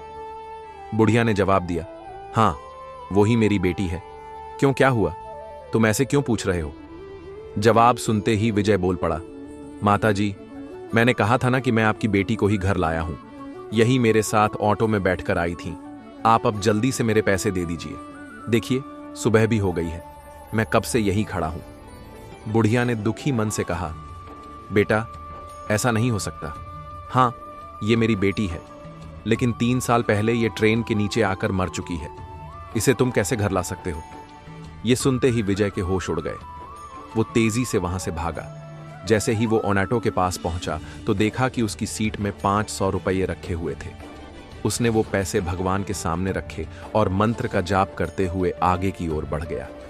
उसके मन में हुआ कि आज तो सवारी बैठाने और पैसेंजर ट्रेन के लालच में मेरी जान जाते जाते बची है। उस दिन से विजय ने रात को ऑटो चलाना ही बंद कर दिया। वो सिर्फ दिन के समय सवारी लाता व ले जाता और रात को घर में आराम से सोता है। दिन में काम करने के साथ ही रात को आराम करना भी उतना ही जरूरी होता है। कभी कभी हमें ज्यादा लालच भारी पड़ सकता है। केशवपुर गांव में ज्यादातर लोग कृषि काम से जुड़े थे। इस गांव में केवल 2 कुएं थे, जिनसे सभी गांव वालों को पानी मिलता था। कुछ समय के बाद एक कुआं पूरी तरह से सूख गया। अब सभी गांव वाले एक ही कुएं पर निर्भर थे और उन्हें पानी की कमी का सामना करना पड़ रहा था। जब लोग कुएं से पानी भरने जाते थे तो वहां अजीब आवाजें सुनाई देती थीं, जिसके कारण लोग डर जाते थे। कृषि काम करने वाले पुरुषों की पत्नियां तो कुएं के पास ही नहीं आती थीं। इसके परिणाम स्वरूप रात के समय किसी भी किसान के लिए कुएं के पास जाना बंद हो गया। इस बीच गांव का एक बच्चा खो गया। लोगों ने बच्चे की खोज में कई दिनों तक प्रयास किए, लेकिन बच्चा नहीं मिला। अंत में गांव के लोगों ने फैसला किया कि कुएं के पास जाकर देखें क्या हुआ है। वहां पहुंचकर उन्होंने बच्चे को कुएं के अंदर मरा हुआ पाया। कुएं के पानी में जाने के बाद उसकी जान चली गई थी। लोग हैरान थे कि ऐसा कैसे हुआ और वे इस समस्या का समाधान ढूंढने में लग गए। लोगों ने तय किया कि अब एक नया कुआं खोदने का समय आ गया है। कुछ दिनों में नए कुएं की खुदाई कार्य की शुरुआत हुई और उसे तैयार किया गया। अब सभी लोग नए कुएं से पानी लेते थे और भूतिया कुएं के पास जाना सभी ने बंद कर दिया था। कुएं के चारों ओर के क्षेत्र में किसी भी समय जाने की अनुमति नहीं थी। कुछ दिनों के बाद 4-5 बच्चे भूतिया कुएं के पास खेलने आए और एक बच्चा अचानक कुएं में गिर गया। उसके चिल्लाने की आवाज से सभी गांव वाले दौड़कर भूतिया कुएं के पास पहुंचे। वहां पहुंचकर उन्होंने बच्चे को कुएं के अंदर मृत पाया। इसके बाद सभी लोगों ने खेल रहे बच्चों से पूछा, ये सब कैसे हुआ? बच्चों ने बताया, वह खेल रहे थे और फिर बच्चा कुएं में गिर गया। इस दुर्भाग्यपूर्ण घटना के बाद लोगों ने एक तांत्रिक को बुलाया, जिसने कुएं के बारे में अध्ययन किया। वहां पहुंचकर तांत्रिक ने बहुत सारे मंत्र पढ़े, जिसे सुनकर भूत सबके सामने आ गया। तांत्रिक ने अपनी विद्या का इस्तेमाल करके उस कुएं को छोड़कर जाने के लिए कहा। भूतिया कुएं ने तांत्रिक की सलाह को नकार दिया और कहा, मैं यहां से नहीं जाऊंगा। मेरा पूरा खानदान यहां बसा है और मैं इसे छोड़कर नहीं जा सकता। तांत्रिक ने फिर कोशिश की भूतिया कुएं को समझाने की, लेकिन भूत ने फिर से इनकार किया। तांत्रिक ने लोगों को सलाह दी कि कुएं के मुंह को ढक दो, इससे किसी प्रकार के आपदाओं से बचा जा सकता है। इसके परिणाम स्वरूप गांव के मुखिया ने तुरंत कुएं के मुंह पर जाली डालकर पक्का ढक्कन बनवाया और उसे सुरक्षित बना दिया। अब सभी गांव वाले खुश और सुरक्षित थे और वह भूतिया कुएं के डर से मुक्त हो गए। इस कहानी से हमें यह सीखने को मिलता है कि हमें हर समस्या का समाधान ढूंढने के लिए संघर्ष करना चाहिए, चाहे हमारा सामना कितना भी कठिन क्यों ना हो। हमें निरंतर प्रयास करना चाहिए और निराश नहीं होना चाहिए। एक घने जंगल में एक पेड़ पर लाल रीड मुर्गा रहा करता था। वह रोज सुबह सूर्योदय से पहले उठ जाता था। उठने के बाद वह जंगल में दाना पानी चुगने के लिए चला जाता था और शाम होने से पहले वापस अपने घर लौट आता था। उसी जंगल में एक चालाक लोमधी भी रहती थी। वो इतनी चालाक थी कि अपने शिकार और भोजन के लिए पहले तो वो जानवरों से दोस्ती करती और फिर मौका पाते ही उन्हें मारकर दावत उड़ाती। उस लोमड़ी की इसी आदत की वजह से उससे सभी दूर रहते और कतराते थे। एक दिन उसे कहीं भोजन नहीं मिला तो वो दूर तक शिकार की तलाश में निकल पड़ी। उसकी नजर एक तंदुरुस्त मुर्गे पर पड़ी। वह मुर्गा पेड़ पर चढ़ा हुआ था। वह लोमड़ी रोज मुर्गे को देखती और सोचती, कितना बड़ा और तंदुरुस्त मुर्गा है। अगर यह मेरे हाथ लग जाए तो कितना स्वादिष्ट भोजन बन सकता है। लेकिन मुर्गा कभी भी उस लोमदद्दी के हाथ नहीं आता था। बहुत सोचने के बाद लोमड़ी को लगा ये ऐसे हाथ न आएगा तो एक दिन मुर्गे को पकड़ डिचने के लिए लोमदद्दी ने एक तरकीब निकाली। वह उस पेड्डिच के पास गई जहां मुर्गा रहता था और कहने लगी, अरे ओ मेरे मुर्गे भाई, क्या तुम्हें यह खुशखबरी की बात पता चली है? तो मुर्गे ने कहा, कैसी खुशखबरी? फिर लोमदद्दी ने कहा, जंगल के राजा और हमारे बद्दों ने मिलकर सारे लड़ाई झगड़े खत्म करने का फैसला किया है। आज से कोई जानवर किसी दूसरे जानवर को नुकसान नहीं पहुंचाएगा और ना ही मारकर खाएगा। सब मिलजुल कर हंसी खुशी से रहेंगे, एक दूसरे की सहायता करेंगे। मुर्गे को समझ में आ गया कि हो न हो ये लोमड़ी झूठ बोल रही है। इसीलिए मुर्गे ने उसकी बातों पर ज्यादा ध्यान नहीं दिया और कहा कि अच्छी बात है। लोमड़ी मुर्गे की ऐसी ठंडी प्रतिक्रिया देख फिर बोली, तो मेरे भाई इसी बात पर आओ, नीचे आओ, हम गले लगकर एक दूसरे को बधाई दें और साथ में खुशियां बांटें। मुर्गा अब लोमड़ी की चालाकी समझ चुका था, इसलिए वो मुस्कुराते हुए बोला, अरे वाह लोमधी बहन, ये तो बहुत अच्छी खबर है। पीछे देखो, शायद इसलिए हमसे मिलने हमारे कुछ और दोस्त भी खुशी से दौड़े चले आ रहे हैं। उन दोस्तों से तो गले मिलकर बधाई ले लो जो इसी तरफ आ रहे हैं। मुझे पेड़ से दिख रहे हैं। वो लोमधी ने हैरान होकर पूछा, दोस्त? कौन दोस्त? मुर्गे ने कहा, अरे वो शिकारी कुत्ते, वो भी अब हमारे दोस्त हैं ना। शायद वो भी तुम्हें बधाई देने के लिए ही इस ओर आ रहे हैं। शिकारी कुत्तों का नाम सुनते ही लोमड़ी थर थर कांपने लगी। वो बुरी तरह डर गई क्योंकि उसे लगा कि अब अगर वो थोड़ी देर भी यहां रुकी तो ये मुर्गा भले ही उसका शिकार बने न बने, लेकिन वो खुद इन शिकारी कुत्तों का शिकार जरूर बन जाएगी। इसलिए उसने अपनी जान बचाना ही मुनासिब समझा और लोमड़ी ने न आव देखा न ताव और उनके आने की उल्टी दिशा में दौड़ धपधी। मुर्गे ने हंसते हुए लोमड़ी से कहा, अरे अरे लोमड़ी बहन, कहाँ भाग रही हो? अब तो हम सब दोस्त हैं ना, तो डर किस बात का? थोड़ी देर रुको। लोमड़ी बोली कि भाई दोस्त तो हैं, लेकिन शायद शिकारी कुत्तों को अभी तक ये खबर नहीं मिली है। ये कहते हुए लोमड़ी वहां से गायब हो गई और मुर्गे की सूझबूझ की वजह से उसकी जान बच गई। चतुर मुर्गा और चालक लोमड़ी की कहानी हमें यह सिखाती है कि कभी भी किसी के ऊपर या उसकी चिकनी छुपड़ी बातों पर आंख बंद करके आसानी से विश्वास नहीं करना चाहिए और चालाक लोगों से हमेशा सतर्क व सावधान। ऐसे लोग न किसी के दोस्त होते हैं और न हाय भरोसे लायक वो सिर्फ अपने लिए सोचते हैं रहना चाहिए। एक समय की बात है, एक गांव के मंदिर में महादेव शर्मा नाम का एक प्रतिष्ठित साधु रहता था। गांव में सभी लोग उनका सम्मान करते थे।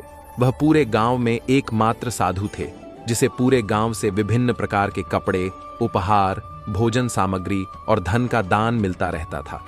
उन्होंने दान के लालच में गांव में किसी दूसरे साधु को नहीं रहने दिया और अगर कोई आता भी था तो वे उसे किसी भी तरह गांव से बाहर भेज देते थे। इस प्रकार उनमें से कई वस्तुएं बेचकर साधुओं के पास बहुत सारा धन जमा हो गया। साधु कभी किसी पर भरोसा नहीं करते थे और हमेशा अपने धन की सुरक्षा को लेकर चिंतित रहते थे। वह अपने धन को एक पोटली में रखता था और हमेशा अपने साथ राख कर चलता था।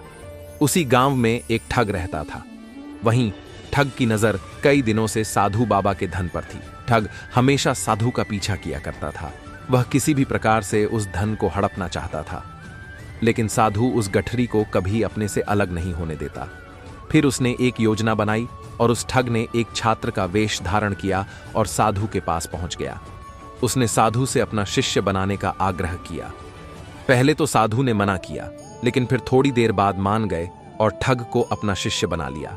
और इस तरह से वह ठग साधु के साथ ही मंदिर में रहने लगा और साधु की सेवा के साथ साथ मंदिर की साफ सफाई से लेकर अन्य सभी कार्य भी करता था। ठग की या सेवा सदकर देख साधु अत्यधिक खुश हुआ और जल्दी ही उसका विश्वास पात्र बन गया। एक दिन साधु को पास के गांव में एक अनुष्ठान के लिए आमंत्रित किया गया। साधु ने वह आमंत्रण स्वीकार किया और निश्चित दिन साधु अपने शिष्य के साथ अनुष्ठान में भाग लेने के लिए निकल पड़ा और अपने धन को भी अपनी पोटली में बांध लिया। रास्ते में उन्हें एक नदी मिली। साधु ने सोचा कि क्यों न गांव में प्रवेश करने के पहले नदी में स्नान कर लिया जाए। फिर उसने धन की गठरी को एक कंबल के भीतर रखा और उसे नदी के किनारे रख दिया।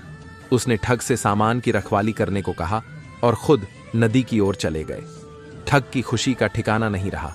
ठग को तो कब से इसी पल का इंतजार था। जैसे ही साधु ने नदी में डुबकी लगाई, वह रुपयों की गठरी लेकर चंपत हो गया। जैसे ही साधु वापस आया तो उसे न तो अपना शिष्य मिला और न ही उसका सामान। ये सब देखकर साधु ने अपना सिर पकड़ लिया और हमारे द्वारा हुई गलती के बारे में सोचने लगा। इस कहानी से हमें सीख मिलती है, लालच करना और अत्यधिक बातों पर विश्वास हमें किसी भी स्थिति में फंसा सकता है। लालच ने कई बार लोगों को गलत रास्ते पर चलने के लिए प्रेरित किया है, जबकि सच्चाई और ईमानदारी कभी नहीं हारती। और चिकनी चुपड़ी बातों पर विश्वास करने से किसी भी प्रकार धोखाधड़ी फंसा सकता है। हमें सतर्क रहना और अपने निर्णयों के प्रति आश्वस्त रहना चाहिए। ये कहानी हमने गूगल और किताबों से रिसर्च करके लिखी है। तो प्यारो मित्रों, हमारी आज की मूर्ख साधु और ठग की पंचतंत्र की कहानी आपको पूरा PRH के कैसा लगा, नीचे कमेंट करके हमें अवश्य बताएं, ताकि हमें प्रेरणा मिले आपके लिए एक और नई कहानी लाने का। अगर आपको यह कहानी थोड़ी सी भी पसंद आई होगी तो इस पोस्ट को लाइक करके आपने दोस्त और परिवारजनों के साथ कहानी को अवश्य शेयर कीजिएगा। तब तक हमारी बाकी कहानियां पढ़ें। एक समय की बात है, किसी जंगल में एक हाथी रहता था। उसे अपने शरीर, बॉडी और अपनी ताकत पर बहुत घमंड था। उसके रास्ते में जो भी जानवर आता है वह उसे परेशान करता है और डराकर बाय स्केरिंग भगा देता है। एक दिन वह कहीं जा रही थी। रास्ते में उसने एक पेड़ पर एक मैना देखा और उसके सामने झुकने बाव को कहा। जब मैना ने झुकने से इनकार कर दिया तो गुस्से में आकर हाथी ने उस पेड़ को उखाड़ अपरूट दिया जिस पर मैना बैठा हुआ था। मैना उड़ गया और हाथी उसे देखकर हंसने लगा। फिर एक दिन हाथी पानी पीने के लिए नदी किनारे रिवर बैंक गया। वहां टिड्डा का एक छोटा सा घर, स्मॉल हाउस था। एक टिड्डा, ग्रास हॉपर, बड़े परिश्रम से अपने लिए भोजन, ईटिंग इकट्ठा कर रही थी। यह देखकर हाथी ने पूछा कि तुम क्या कर रहे हो? तब टिड्डा ने कहा कि बरसात का मौसम आने से पहले अपने लिए भोजन जमा कर रही हूं, ताकि बरसात का मौसम में बिना किसी परेशानी के गुजर हो जाए। यह सुनकर हाथी के मन में टिड्डा के साथ शरारत, प्रैंक का ख्याल आया और उसने अपनी सूंड ट्रंक में पानी भरकर टिड्डा पर डाल दिया। पानी ने टिड्डा का भोजन खराब, डिफेक्टिव कर दिया और वह पूरी तरह भीग गई। यह देखकर टिड्डा को बहुत गुस्सा आया और उसने अहंकारी हाथी को सबक सीखने के लिए अपने दोस्त चींटी एंटी से मदद मांगने उसके पास गई और चींटी ने अपने दोस्त की सहायता के लिए हाँ बोल दिया। फिर दोनों ने मिलकर एक योजना बनाई। तक पहुंची, वह तुरंत हाथी के सूंड से बाहर आ गई। हाथी उसे देखकर डर गया और अपने की माफी टिड्डा से मांगी।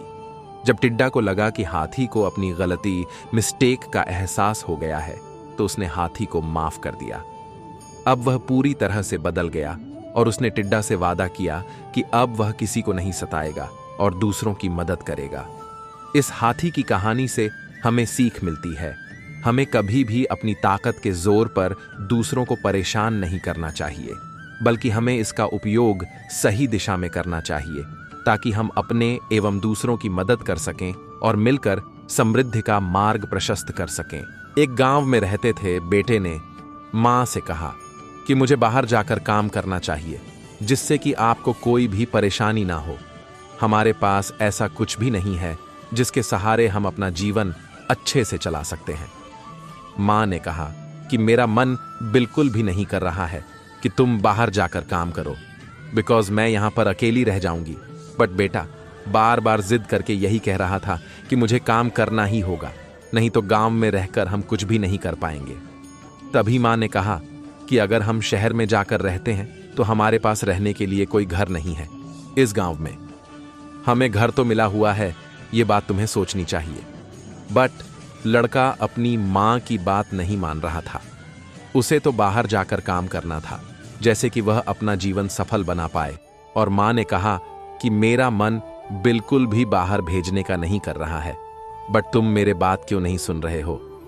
उसके बाद लड़के ने कहा कि मैं यह बात जानता हूं कि आप अकेले रह जाओगे, लेकिन फिर भी मैं यही चाहता हूं कि मैं कुछ काम करूं जिससे कि आपको भी परेशानी ना हो, बट आप मुझे बाहर भेजने के लिए तैयार नहीं हो रही हो। मां का मन उसे बाहर भेजने के लिए नहीं कर रहा था, बट लड़का जिद करके बाहर चला जाता है और नौकरी की तलाश करनी शुरू कर देता है जैसे कि उनका जीवन सफल हो जाए। 1 महीना बीत चुका था, बट लड्डी डीएचके की कोई खबर नहीं थी। लड़का अभी तक वापस नहीं आया था। मां को भी चिंता होने लगी थी कि लड़का यह कहकर गया था कि नौकरी की तलाश करने जा रहा है, बट अभी तक भी नहीं आ रहा। मां ने देखा कि लड़का सामने से चला हुआ आ रहा है। मां को इस बात से खुशी होती है। लड़का मां के पास आता और कहता है कि मुझे एक अच्छी नौकरी मिल गई है, अब हमें मुसीबत का सामना नहीं करना पड़ेगा। यह बात सुनकर मां खुश हो जाती है, बट मां यह भी जानती थी कि लड़का शहर में जाकर क्या करेगा। उसे बिल्कुल भी यकीन नहीं हो रहा था कि लड़के ने अपने लिए अच्छी नौकरी देख ली थी, बट वह शहर से बिल्कुल अनजान था। मां इस बात को जानती है कि 1 महीना वह किसी रह पाई थी। वह दूसरों के घर जाकर काम करती थी, तभी उन्हें एक वक्त का खाना मिलता था। बट लड़के ने अपने काम की तलाश कर ली थी। वह जानता था कि अगर हमारा जीवन ऐसा होगा तो कुछ भी नहीं होगा। अगर आपको यह कहानी पसंद आई है, मां ने देखा कि आज उसका छोटा बेटा पता नहीं कहां चला गया है, जबकि वह कुछ देर पहले यहां पर खेल रहा था, अब पता नहीं कहां पर है। मां उसे सभी जगह पर तलाश करती है, लेकिन वह यहां पर नहीं है। वह सोचती है कि पता नहीं किसके साथ गया है। वह बहुत परेशान लग रही थी। वह सभी लोगों से पूछती है कि उसका छोटा बेटा किसी ने देखा है, लेकिन किसी के पास कोई जवाब नहीं था। आज वह मां बहुत परेशान हो गई थी। वह अपने बेटे को खोजती हुई उस जंगल की ओर जाती है जिस जगह पर उसे लग सकता है कि उसका बेटा जा सकता है। वह देखती है कि उसका बेटा किस जगह पर हो सकता है। मां बहुत परेशान थी। वह अपने बेटे को आवाज लगा देती है, लेकिन उसे नहीं लगता है कि उसका बेटा यहां पर है। अगर वह यहां पर होता तो मां की आवाज को जरूर सुन लेता, लेकिन वह मां की आवाज नहीं सुन रहा था। मां को खोजते हुए बहुत देर हो गई थी। वह अपने घर वापस आती है। आज उसका बेटा कहीं नहीं मिल रहा था। मां अपने बड्ढे बेटे के पास जाती है। शायद उसे पता होगा कि वह किस जगह पर गया है, लेकिन जब उससे पूछा गया तो वह भी मना कर देता है, क्योंकि उसे पता नहीं था वह कहां गया है। कुछ समय बाद ही एक आदमी आता है। उसके पास उसका छोटा बेटा था। मां अपने बेटे से पूछती है कि तुम कहां चले गए थे। तभी वह आदमी कहता है, यह खेलता हुआ बहुत दूर आ गया था, मैंने इसे देख लिया था। तभी पता चला कि यह तो आपका बेटा है, इसलिए मैं इसे सतह में ले आया हूं। अब मां को सब कुछ पता चल गया था, यह कहां चला गया था। मां ने अपने बेटे को समझाया था कि तुम्हें ऐसे ही कहीं पर नहीं जाना चाहिए था। अगर तुम ऐसा करते हो तो तुम्हें परेशानी हो सकती है, जिसकी वजह से हमें बहुत दुख होता है। उस दिन मां को लग रहा था उसका बेटा जब तक नहीं मिल पाया था वह बहुत दुखी थी। अगर आपको यह तुम सोचते क्यों नहीं हो, अगर सभी लोग इस बारे में बात करेंगे तो तुम्हें भी अच्छा नहीं लगेगा। तुम्हें ऐसा नहीं करना चाहिए। तुम्हारे पिताजी भी इस बात को लेकर बहुत परेशान होते हैं। तुम्हें यह बात खुद ही सोचनी चाहिए। कोई और अगर इस बारे में कहता है तो अच्छा नहीं लगता है। कल तुम्हारी शादी भी होगी, उस वक्त की बात तुम्हें सोचनी चाहिए। इस बात का क्या प्रभाव पड़ी डीडीएचता है।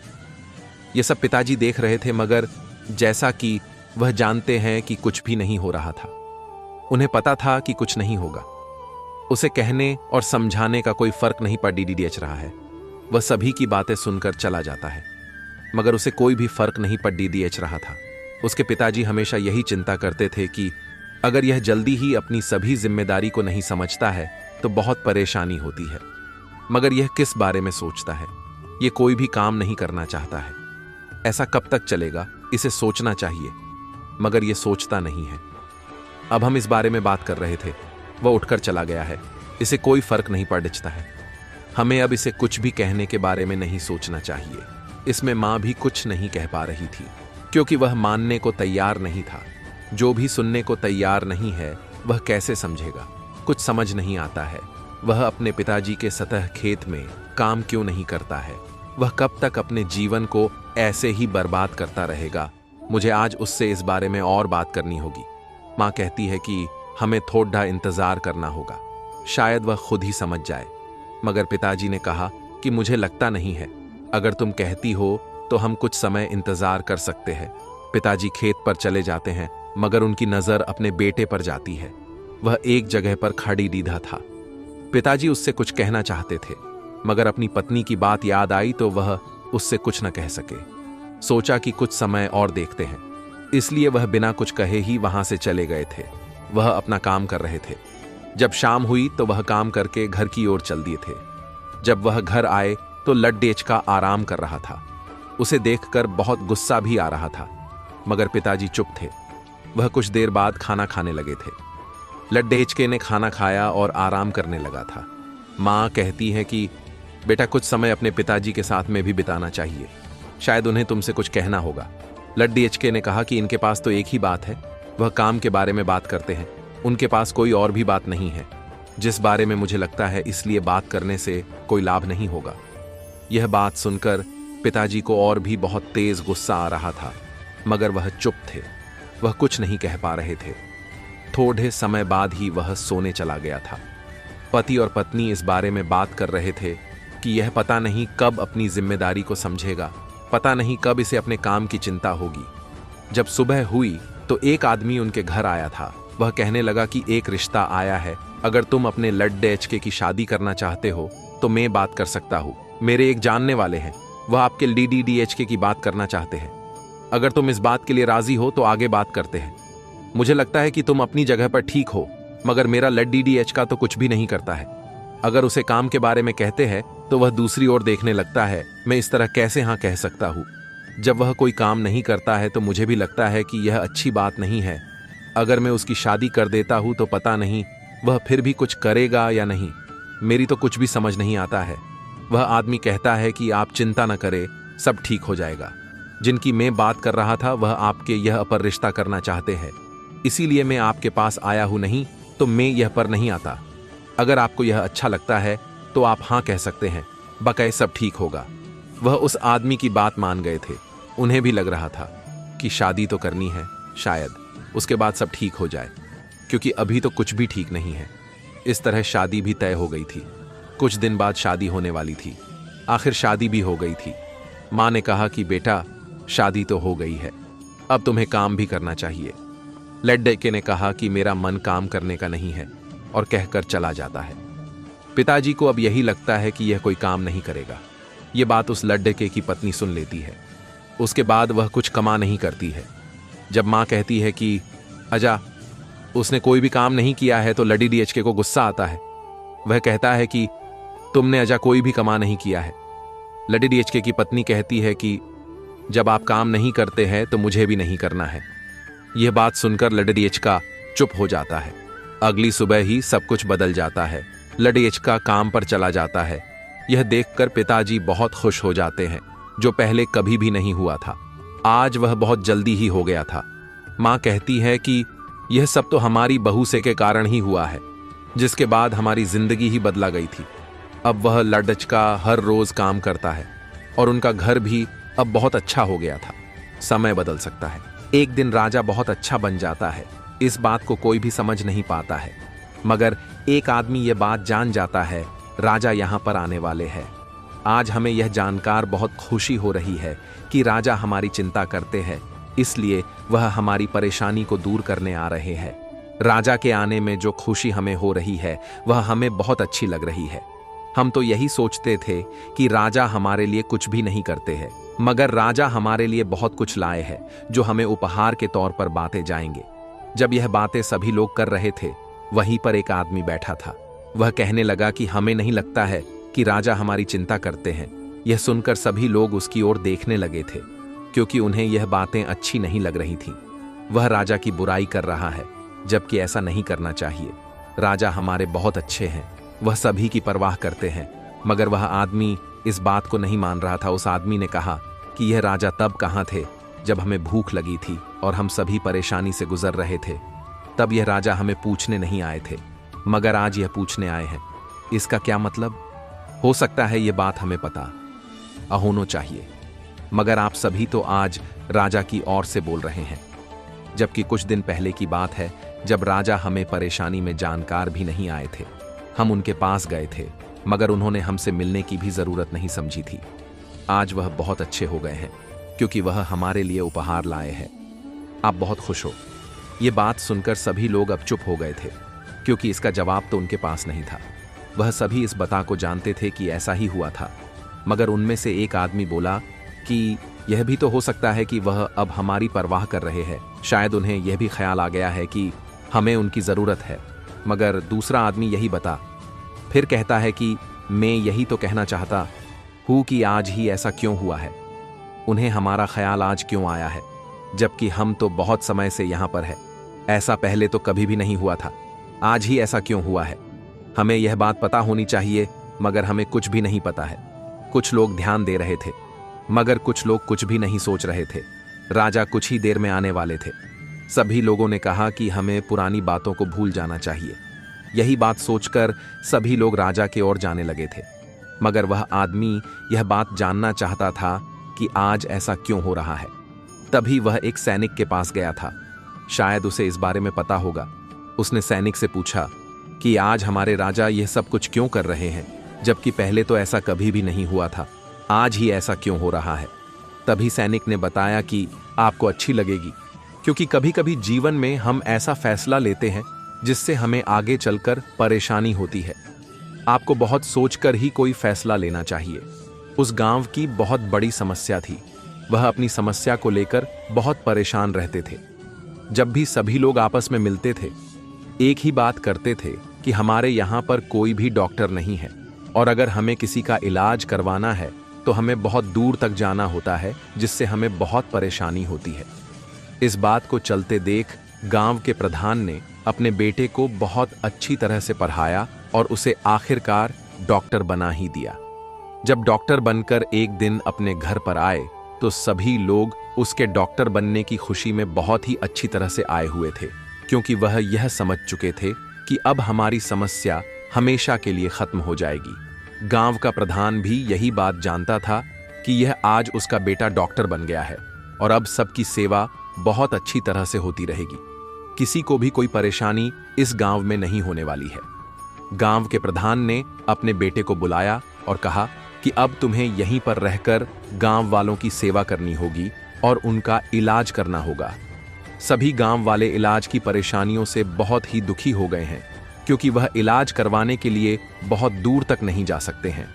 गांव के प्रधान ने यह ऐलान कराया है कि अब कुछ देर बाद यहाँ पर एक सभा का आयोजन होगा और जिसको भी जो भी समस्या है उसका समाधान करने के लिए आप सभी अपनी अपनी बात यहाँ पर रखेंगे। तभी प्रधान के बेटे ने कहा कि मुझे यहाँ पर रहकर अपना समय बर्बाद नहीं करना है। अगर मैं यहीं पर रहा तो मैं जीवन में आगे नहीं बढ़ पाऊंगा। मुझे आगे बढ़ने के लिए शहर में जाकर ही अपना काम करना होगा, जिससे मैं एक काबिल डॉक्टर बन पाऊं। जब यह बात प्रधान ने सुनी तो उसे बहुत बुरा लगा, क्योंकि वह गांव वालों के लिए कुछ करना चाहता था, लेकिन उसके बेटे ने ऐसी बात कह दी जिससे कि उसको बहुत ही शर्मिंदगी महसूस हो रही थी, क्योंकि उसने सभी गांव वालों से यह वादा किया था कि वह आने वाले समय में सभी की समस्याओं को धीरे धीरे समाप्त कर देंगे। प्रधान अपने बेटे को घर के अंदर ले गए और उसे समझाने लगे कि तुम यह सब क्या कह रहे हो? तुम्हें मैंने पढ़ाई करने के लिए इसलिए भेजा था कि जिससे तुम वापस आकर यहाँ पर सबकी सेवा करो और उनकी परेशानियों को दूर करो। लेकिन प्रधान के बेटे ने कहा कि मैं यहाँ पर रहकर अपना समय बर्बाद नहीं करूँगा, क्योंकि इससे मुझे कोई भी फायदा नहीं होने वाला है। अगर मैं गांव में ही रहा तो मैं जीवन में कैसे आगे बढ़ पाऊंगा, यह बात आपको सोचनी चाहिए। बेटा अपने पिताजी की बात बिल्कुल भी नहीं सुन रहा था। प्रधान जी उसे समझाते हुए बहुत थक चुके थे, लेकिन वह बात को मानने को तैयार नहीं था। और उसी दिन प्रधान जी का बेटा घर छोड़कर चला गया और उसके बाद वह कुछ समय तक भी वापस नहीं आ पाया था। समय बीतता चला गया और प्रधान जी की यह बात वहीं पर रह गई। तभी प्रधान जी के घर पर एक रिश्ता आया, क्योंकि उसकी एक लड़की थी। उसके लिए रिश्ता एक डॉक्टर के यहाँ से आया था। प्रधान ने कहा कि अगर मैं यह रिश्ता करता हूं तो आपको एक बात यह यहाँ पर रखनी होगी कि यहाँ पर मैं आपके लिए एक अस्पताल बनवा देता हूं, जिसमें तुम यहाँ पर रहकर सभी गरीबों की सेवा कर पाओ और उनकी समस्याओं का निदान कर पाऊं। अगर आप लोगों को यह बात मंजूर है तो मैं यह रिश्ता करने के लिए तैयार हूं। प्रधान को गांव वालों की बहुत चिंता थी, इसलिए वह यह सोच रहे थे कि अगर यह रिश्ता हो जाता है तो इससे गांव वालों के लिए मैं कुछ हद तक अच्छा कर पाऊंगा। प्रधान की लड़की का रिश्ता तय हो चुका था और वह इस बात को मान गए थे। जब शादी हो गई तो प्रधान जी का लड़का भी शादी में आया था, लेकिन प्रधान जी ने उससे कोई भी बात नहीं की, क्योंकि वह घर छोड़कर चला गया था। और जब उसे पता लगा कि उसकी बहन की शादी है तो वह जरूर आया। उसके बाद आकर उसने कुछ नहीं कहा। और जब शादी हो गई तो प्रधान जी ने एक अस्पताल बनवाया और उसी में अपने दामाद को वहां पर काम करने के लिए बैठाया, और इस तरह गांव वालों की भी मदद होने लगी। लेकिन प्रधान जी का लड़का अगले दिन ही वापस चला गया था। उसके बाद वह कभी उस घर में वापस नहीं आया। प्रधान जी को इस बात का दुख था, लेकिन वह गांव के लिए कुछ कर पाए, इसलिए वह इस बात को धीरे धीरे भूल गए। एक दिन प्रधान जी का लड़का अपने घर पर वापस आए और अपनी गलतियों के लिए क्षमा मांगने लगा। पिताजी यह बात जानते थे कि वह एक लालच के चलते हुए वहां पर गया था, लेकिन अब उसका लड़का उनसे अगर क्षमा मांग रहा है तो पिताजी ने उसे माफ कर दिया और अपने साथ ही रहने को कहा। और इस प्रकार वह लड़का भी साथ में रहने को मान गया। इस तरह दोस्तों, समस्याएं तो आती रहती हैं, लेकिन अगर हमें कोई समझ बहुत ज्यादा समय बीतने के बाद आए तो उसका कोई फायदा नहीं होता है। अगर हम समय इसके चलते हुए सब कुछ समझ सकते हैं तो सही समझ का इस्तेमाल हमें जरूर करना चाहिए। जीवन का मतलब ही सबकी सेवा करना है। अगर हम किसी की सेवा नहीं करते हैं तो जीवन भी बेकार ही हो जाता है, इसलिए सबकी सेवा करनी चाहिए। वह बांसुरी बजाता हुआ सड़क पर चला जा रहा था। उसकी बांसुरी से इतनी अच्छी धुन निकल रही थी कि मानो हमारा मन ही बहुत सारी खुशियों से भर गया हो। वह बांसुरी बजाने वाला बांसुरी को बेचकर ही अपना घर चला रहा था। वह हर दूसरे दिन अपनी बांसुरी को बेचने के लिए निकल जाया करता था। वह जब भी आता था बहुत अच्छी धुन अपनी बांसुरी से निकालता था। उसकी बांसुरी की आवाज सुनकर मन खुश हो जाया करता था। उसकी बांसुरी में बहुत ही मीठे स्वर थे, जिसे सुनकर मन को शांति मिलती थी। अगर मन बहुत ही विचलित भी हो रहा हो तो उसकी बांसुरी सुनकर मन शांत हो जाता था। अब तो लोग उसका इंतजार ऐसे करते थे मानो कि वह कोई डॉक्टर हो, जिसकी दवाई की जरूरत सभी लोगों के लिए हो।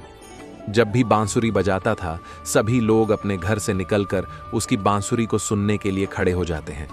मुझे नहीं लगता है कि उससे अच्छा कोई बांसुरी बजा पाएगा, बट हो सकता हो कि उससे अच्छा और भी कोई बेहतर हो। बट जहां तक मुझे याद है, मुझे तो उसकी बांसुरी सुनकर बहुत अच्छा लगता था।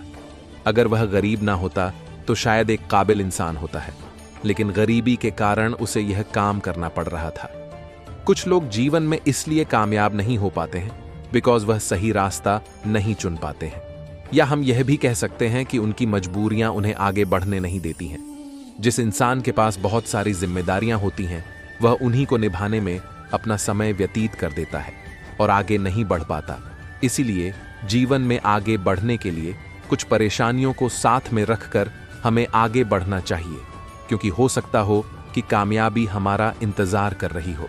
एक आदमी जिसके पास इतना भी धन नहीं था कि वह अपना जीवन जी सके, यही बात वह हर रोज मंदिर जाकर कहता था। एक दिन कुछ ऐसा हुआ था जिसके बारे में उसे भी नहीं पता था। हर रोज की तरह आज भी वह मंदिर गया था, मगर उसकी कोई भी बात पूरी नहीं हो रही थी। वह तो यही सोचा करता था कि जब भी हमें कोई भी मुसीबत आती है तो भगवान ही सब कुछ कर सकते हैं। जब तक वह नहीं चाहते हैं तब तक कुछ भी नहीं हो सकता है। इसलिए वह मंदिर जाया करता था। वह मंदिर से वापस आ रहा था। उसे यह भी पता था कि आज भी कुछ नहीं होगा, क्योंकि वह बहुत बार भगवान से कह चुका है, मगर कुछ भी हासिल नहीं हो रहा था। रास्ते में उसे एक आदमी मिला था। उसकी हालत अच्छी नहीं थी, शायद उसे बहुत भूख भी लग रही थी। वह आदमी कहने लगा कि अगर आपके पास कुछ हो तो मुझे दे दो, मैं 2 दिन से भूखा हूं। वह आदमी भी उसके पास बैठ गया था। वह कहने लगा कि आप 2 दिन से भूखे हैं, मगर मेरे पास तो कुछ भी नहीं है, क्योंकि मेरा परिवार बहुत मुश्किल से एक वक्त का खाना खा पाता है। मैं आपकी अगर मैं मदद करता हूं तो मुझे कुछ भी नहीं मिलेगा। मुझे पता है कि आप भी परेशान हैं और मैं भी परेशान हूं।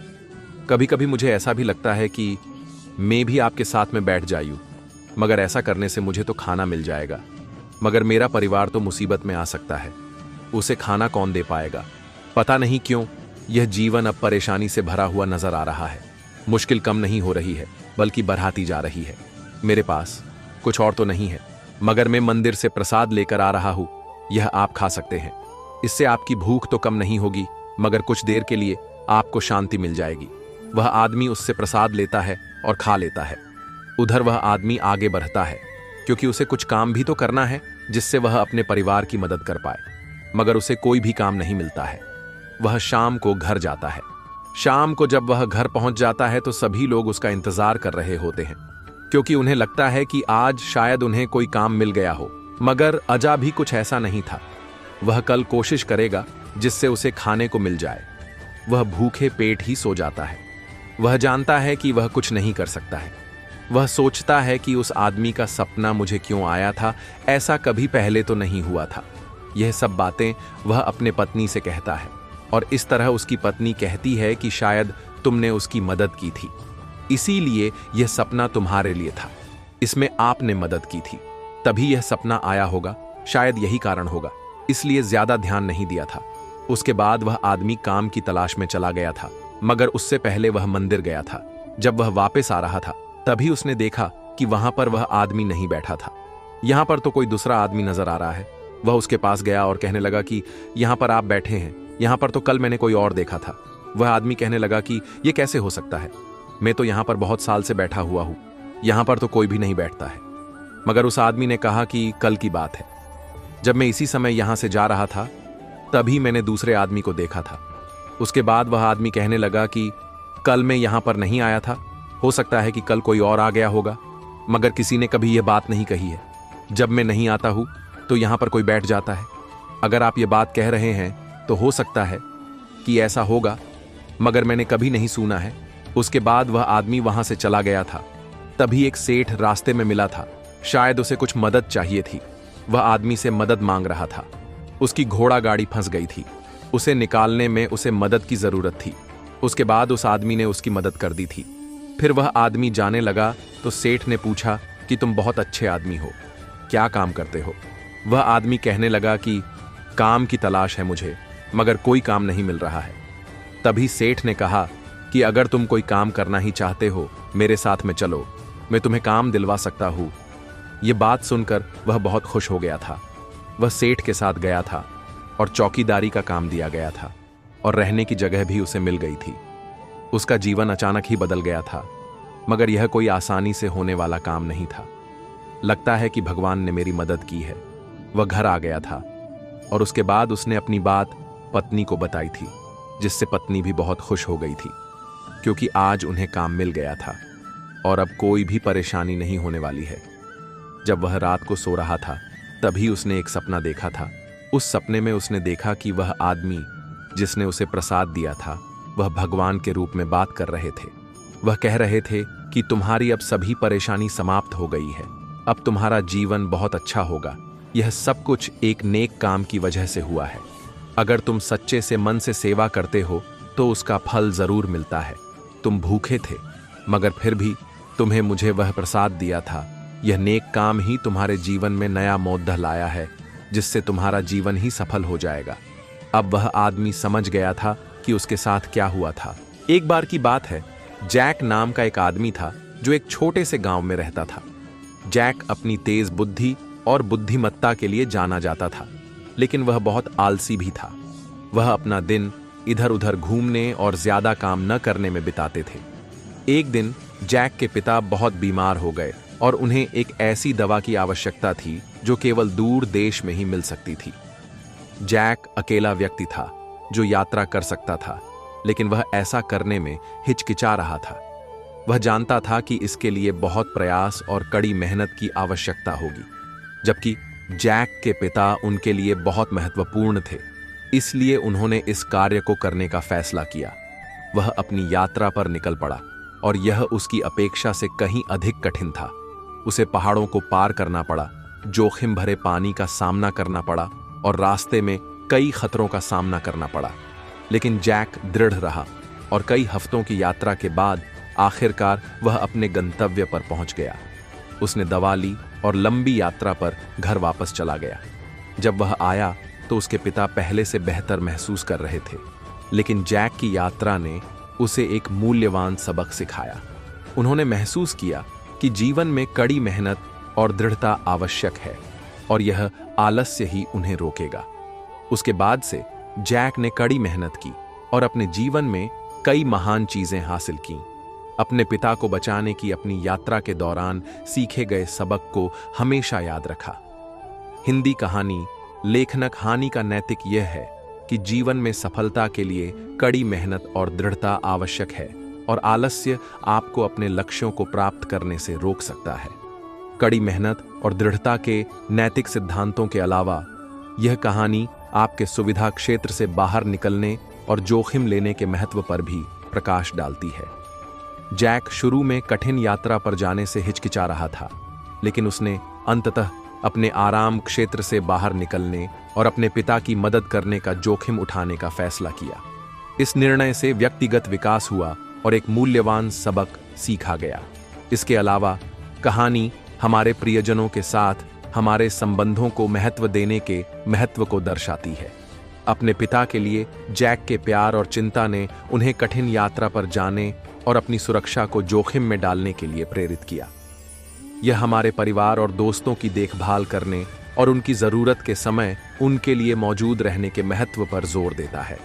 अंत में कहानी यह भी प्रदर्शित करती है कि कभी-कभी जीवन की सबसे कठिन चुनौतियां सबसे बड़े पुरस्कार का कारण बन सकती हैं। जैक की यात्रा कठिन थी, लेकिन अंत में उसने न केवल अपने पिता को बचाया, बल्कि कड़ी मेहनत और दृढ़ता के महत्व के बारे में एक मूल्यवान सबक भी सीखा। इससे पता चलता है कि चुनौतियों का सामना करने और बाधाओं पर काबू पाने से व्यक्तिगत विकास और सकारात्मक परिणाम प्राप्त हो सकते हैं। गंगा नदी के किनारे एक साधु रहते थे। वे न केवल विद्वान थे, बल्कि उनके पास जादुई शक्तियां भी थीं। एक दिन वे ध्यान में मग्न थे, तभी बाज की चोंच से एक चूहिया छूटकर उनके हाथों में आ गिरी। उसकी छोटी सी पूंछ व काली चमकीली आंखें थीं। उन्हें वह बहुत अच्छी लगी, पर घर ले जाने से पहले उन्होंने जादुई मंत्रों के प्रयोग से उसे एक लड़की में बदल दिया। वे उस लड़की को घर ले जाकर पत्नी से बोले, तुम हमेशा से संतान चाहती थी ना, तो लो, आज से यही हमारी पुत्री है, इसे पूरी देखभाल व स्नेह से पालो।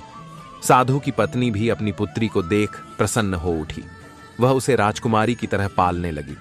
साल बीतते गए, नन्ही लड़की एक सुंदर युवती बन गई। जब वह 18 वर्ष की हुई तो साधु व उसकी पत्नी उसके लिए वर तलाशने लगे। बहुत समय पहले की बात है। जंगल में 4 मित्र रहते थे। उन चारों का स्वभाव काफी अलग था, किंतु वे पक्के दोस्त थे और किसी एक की मुश्किल में सभी मिलकर मदद करते थे। वे 4 मित्र थे, चूहा, कौवा, हिरण व कछुआ। एक दिन चूहाए, कौवा व हिरण पेड़ के नीचे गप्पे मार रहे थे। अचानक चीखने की आवाज सुनाई दी। यह तो उनके मित्र कछुए की आवाज थी। वह शिकारी के जाल में फंस गया था। हिरण ने कहा, अरे अब हम क्या करेंगे? चूहे ने कहा, चिंता मत करो, मेरे पास एक योजना है।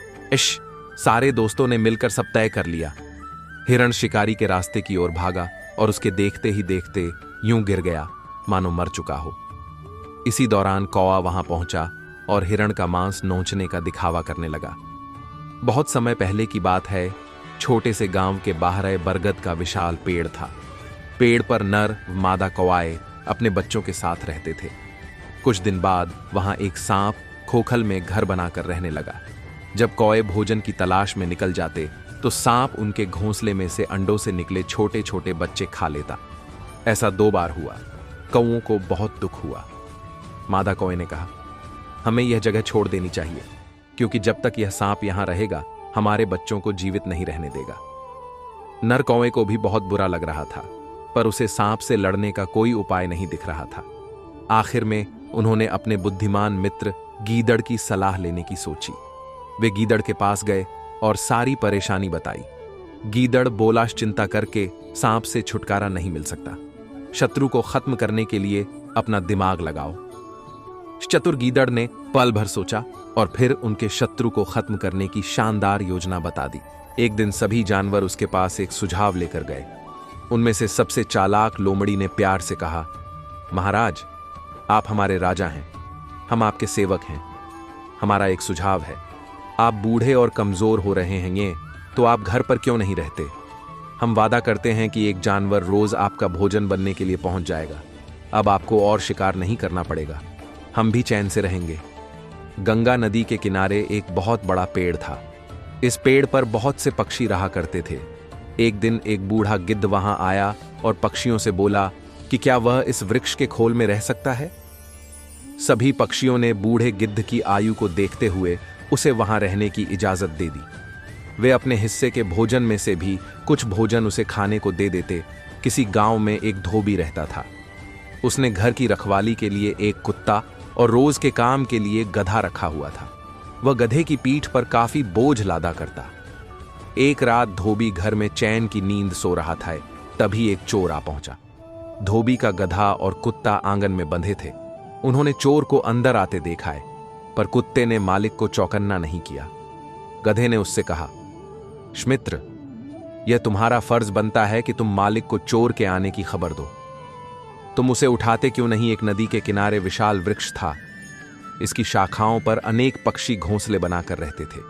वृक्ष की घनी शाखाएं उन्हें वर्षा की बूंदों व सूरज की धूप से सुरक्षित रखती थीं। एक दिन आकाश में बादल छा गए व देखते ही देखते जोरों से वर्षा होने लगी। पक्षी घोंसलों में जा छिपे।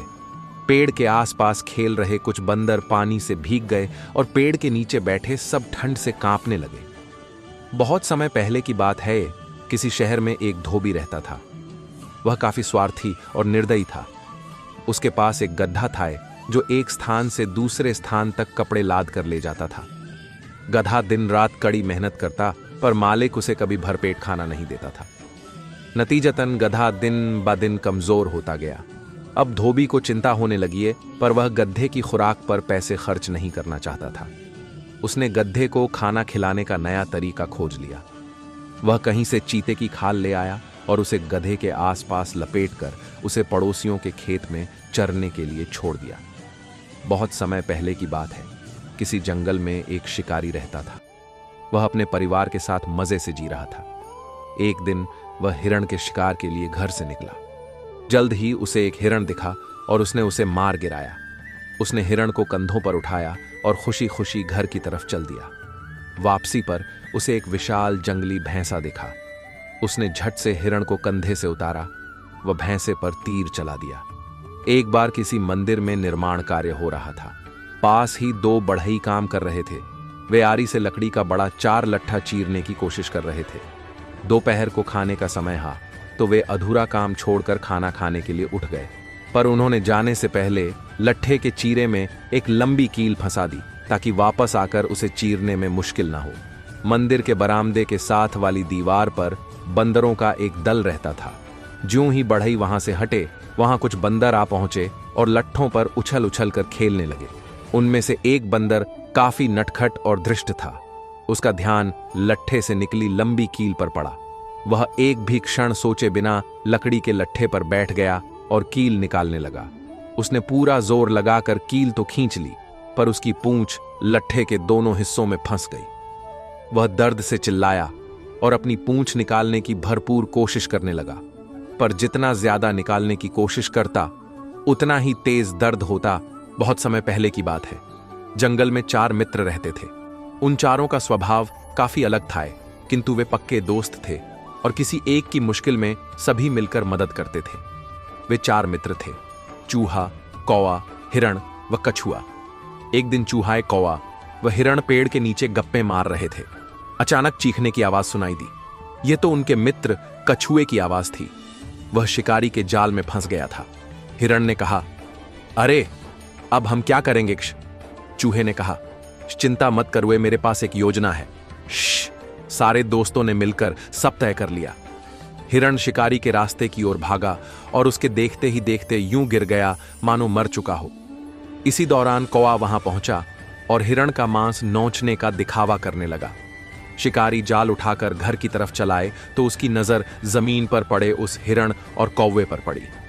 वह मृत हिरण को देख झूम उठा, स्वाह, यहां तो हिरण मरा पड़ा है, इसका स्वादिष्ट मांस तो कई दिनों के लिए काफी होगा। वह कछुए वाला जाल नीचे रखकर हिरण के पास गया। तभी झाड़ियों के पीछे छिपे चूहे ने आकर जाल कुतर दिया। वह कछुए को आजाद कर दिया। वह धीरे धीरे चलकर झाड़ियों के पीछे छिप गया। कौवे ने कछुए को आजाद देखा तो जोर से कांव कांव करके उड़ गया। हिरण भी उठकर तेजी से दौड़ा। शिकारी उसे भागता देख सन्न रह गया।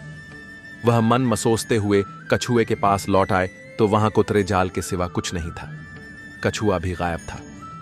उसने सोचा, काश मैंने इतना लालच न किया होता। चारों दोस्त अपनी योजना की सफलता से बेहद खुश थे। उनकी योजना ने सभी मित्रों की जान बचा ली थी। उन्होंने कसम खाई कि वे भविष्य में भी वैसे ही एक होकर रहेंगे। एक समय की बात है, एक राज्य में एक प्रतापी राजा राज करता था। एक दिन उसके दरबार में एक विदेशी आगंतुक आया और उसने राजा को एक सुंदर पत्थर उपहार में दिया। राजा वह पत्थर देख बहुत प्रसन्न हुआ। उसने उस पत्थर से भगवान विष्णु की प्रतिमा का निर्माण कर उसे राज्य के मंदिर में स्थापित करने का निर्णय लिया और प्रतिमा निर्माण का कार्य राज्य के महामंत्री को सौंप दिया। महामंत्री गांव के सर्वश्रेष्ठ मूर्तिकार के पास गया और उसे वह पत्थर देते हुए बोला, महाराज, मंदिर में भगवान विष्णु की प्रतिमा स्थापित करना चाहते हैं। 7 दिवस के भीतर इस पत्थर से भगवान विष्णु की प्रतिमा तैयार कर राजमहल पहुंचा देना। इसके लिए तुम्हें 50 स्वर्ण मुद्राएं दी जाएंगी। 50 स्वर्ण मुद्राओं की बात सुनकर मूर्तिकार खुश हो गया और महामंत्री के जाने के उपरांत प्रतिमा का निर्माण कार्य प्रारंभ करने के उद्देश्य से अपने औजार निकाल लिए। अपने औजारों में से उसने एक हथौड़ा लिया और पत्थर तोड़ने के लिए उस पर हथौड़े से वार करने लगा, किंतु पत्थर जस का तस रहा। मूर्तिकार ने हथौड़े के कई वार पत्थर पर किए, किंतु पत्थर नहीं टूटा। 50 बार प्रयास करने के उपरांत मूर्तिकार ने अंतिम बार प्रयास करने के उद्देश्य से हथौड़ा उठाया, किंतु यह सोचकर हथौड़े पर प्रहार करने के पूर्व ही उसने हाथ खींच लिया कि जब 50 बार वार करने से पत्थर नहीं टूटा तो अब क्या टूटेगा। वह पत्थर लेकर वापस महामंत्री के पास गया और उसे यह कह वापस कर आया कि इस पत्थर को तोड़ना नामुमकिन है, इसलिए इससे भगवान विष्णु की प्रतिमा नहीं बन सकती। महामंत्री को राजा का आदेश हर स्थिति में पूर्ण करना था, इसलिए उसने भगवान विष्णु की प्रतिमा निर्मित करने का कार्य गांव के एक साधारण से मूर्तिकार को सौंप दिया।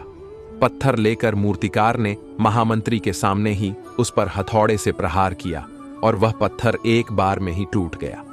पत्थर टूटने के बाद मूर्तिकार प्रतिमा बनाने में जुट गया।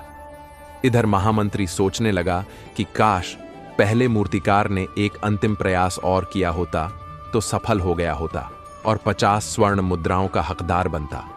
मित्रों, हम भी अपने जीवन में ऐसी परिस्थितियों से 2-4 होते रहते हैं। कई बार किसी कार्य को करने के पूर्व या किसी समस्या के सामने आने पर उसका निराकरण करने के पूर्व ही हमारा आत्मविश्वास डगमगा जाता है और हम प्रयास किए बिना ही हार मान लेते हैं।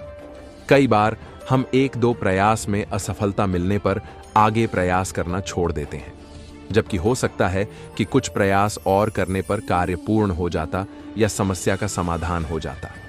यदि जीवन में सफलता प्राप्त करनी है तो बार बार असफल होने पर भी तब तक प्रयास करना नहीं छोड़ना चाहिए जब तक सफलता नहीं मिल जाती। क्या पता जिस प्रयास को करने के पूर्व हम हाथ खींच लें वही हमारा अंतिम प्रयास हो और उसमें हमें कामयाबी प्राप्त हो जाए। एक प्रोफेसर क्लास ले रहे थे। क्लास के सभी छात्र बड़ी ही रुचि से उनके लेक्चर को सुन रहे थे। उनके पूछे गए सवालों के जवाब दे रहे थे। लेकिन उन छात्रों के बीच कक्षा में एक छात्र ऐसा भी था जो चुपचाप और गुमसुम बैठा हुआ था। प्रोफेसर ने पहले ही दिन उस छात्र को नोटिस कर लिया, लेकिन कुछ नहीं बोले।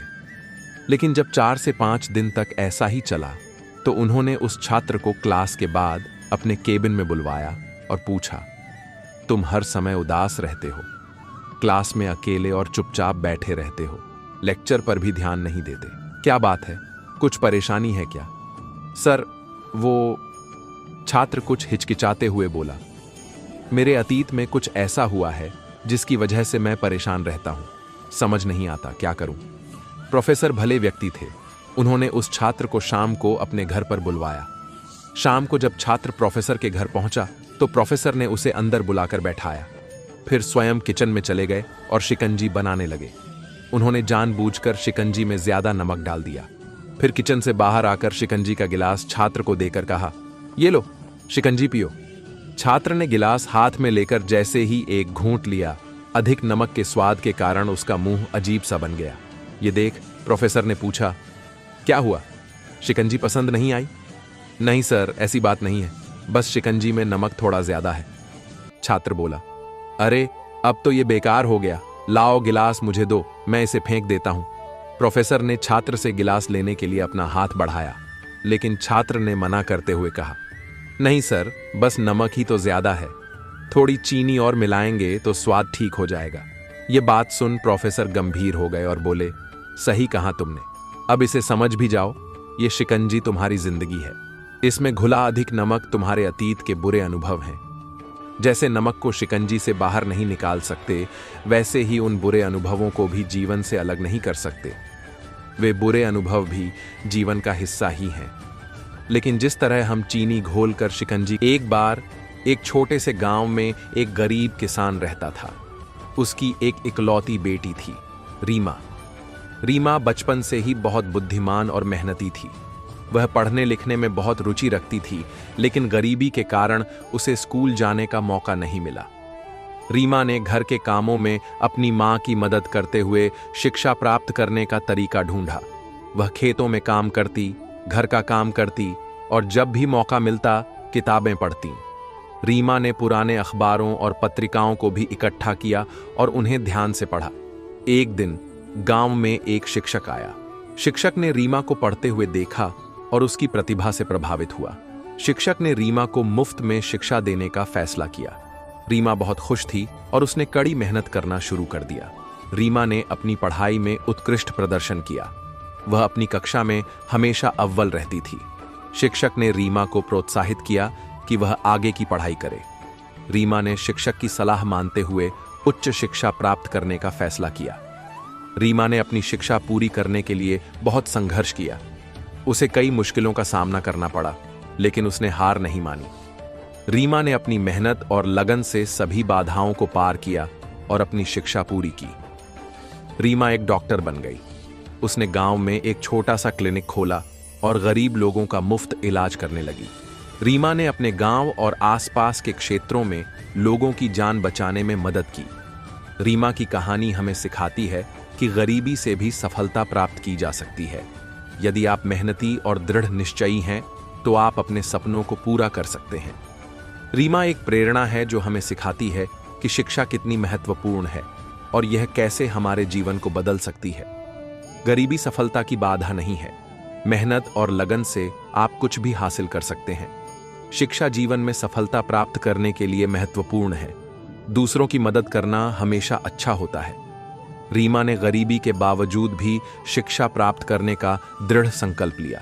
रीमा ने अपनी शिक्षा पूरी करने के लिए कई मुश्किलों का सामना किया, लेकिन उसने हार नहीं मानी। रीमा एक सफल डॉक्टर बनी और उसने अपने गांव और आसपास के क्षेत्रों में लोगों की जान बचाने में मदद की। रीमा की कहानी हमें प्रेरणा देती है कि हम भी अपने सपनों को पूरा करने के लिए कड़ी मेहनत कर सकते हैं। हमें कभी भी हार नहीं माननी चाहिए और हमेशा अपने लक्ष्यों की ओर बढ़ते रहना चाहिए। कहते हैं, जब इंसान की उम्मीदें टूटने लगती हैं, तभी असली जिंदगी शुरू होती है। ये बात अमन को भी समझ आने लगी थी। एक समय था जब उसके सपने आसमान छूते थे। एक इंजीनियर बनने का, देश की सेवा करने का ख्वाब उसके दिल में धड़कता था। लेकिन किस्मत ने उसके साथ कुछ और ही खेल खेला। अमन एक छोटे से गांव का रहने वाला था। पढ़ाई में होशियार था, लेकिन घर की आर्थिक स्थिति खराब होने की वजह से उसे पढ़ाई छोड़नी पड़ी। परिवार की जिम्मेदारी उसके कंधों पर आ गई। वह खेतों में काम करने लगा। धीरे धीरे उसकी उम्र बढ़ती गई और उसके सपने धुंधले पड़ने लगे। एक दिन गांव में एक दुर्घटना हुई। एक ट्रक अनियंत्रित होकर एक पेड़ से टकरा गया। उसमें सवार लोग बुरी तरह घायल हो गए। गांव में अफरा तफरी मच गई। लोग घायलों को बचाने की कोशिश कर रहे थे। अमन भी भीड़ में शामिल था। तभी उसकी नजर एक बच्ची पर पड़ी। वह बच्ची बेहोश पड़ी थी और उसके शरीर से खून बह रहा था। अमन के दिल में कुछ उठा। वह बच्ची को उठाकर गाड़ी में बैठाया और उसे अस्पताल पहुंचाया। डॉक्टरों ने बच्ची की हालत गंभीर बताई। अमन ने हिम्मत नहीं हारी। उसने बच्ची के परिजनों की खोज शुरू की। काफी मशक्कत के बाद उसे बच्ची के पिता का पता चला। बच्ची के पिता एक बड़े शहर में रहते थे। वे एक अमीर व्यापारी थे। जब उन्हें अपनी बेटी के बारे में पता चला तो वे तुरंत गांव पहुंचे। उन्होंने अमन को अपनी बेटी की जान बचाने के लिए धन्यवाद दिया। उन्होंने अमन से कहा कि वह कुछ भी मांग सकता है। अमन ने कुछ नहीं मांगा। उसने सिर्फ इतना कहा कि वह बच्ची को ठीक होकर देखना चाहता है। बच्ची धीरे धीरे ठीक होने लगी। अमन रोज अस्पताल जाता था, बच्ची के साथ खेलता था, उसे कहानियां सुनाता था। बच्ची भी अमन से बहुत प्यार करने लगी थी। एक दिन बच्ची के पिता ने अमन को बुलाया। उन्होंने कहा, अमन, तुमने मेरी बेटी की जान बचाई है। मैं तुम्हारा बहुत आभारी हूं। मैं तुम्हारे लिए कुछ करना चाहता हूं। तुम क्या चाहते हो? अमन ने कुछ देर सोचा, फिर बोला, मुझे पढ़ाई करनी है। मैं इंजीनियर बनना चाहता हूं। बच्ची के पिता मुस्कुराए। उन्होंने अमन को अच्छे से पढ़ाने का वादा किया। उन्होंने अमन को शहर में अपने घर बुलाया। अमन के लिए एक अच्छे से कमरा और किताबें व्यवस्था की गई। शहर में आकर अमन की दुनिया बदल गई। वह एक नए संसार में पहुंच गया था। उसे पढ़ने का मौका मिला। उसने दिन रात मेहनत की। उसके अंदर की प्रतिभा धीरे धीरे निखरने लगी। वक्त बीता और अमन ने इंजीनियरिंग की डिग्री हासिल कर ली। उसने एक अच्छी नौकरी भी पाली। लेकिन उसने शहर की चकाचौंध में खुद को नहीं खोया। वह अपने गांव को नहीं भूला। उसने गांव में एक स्कूल बनवाया ताकि दूसरे बच्चे भी पढ़ सकें। अमन की कहानी एक प्रेरणादायक कहानी है। यह कहानी बताती है कि कैसे अंधेरे में भी उजाला होता है, कैसे मुश्किलों के बाद भी जीने की उम्मीद होती है, कैसे एक छोटा सा कदम बड़ी से बड़ी मंजिल तक पहुंचा सकता है।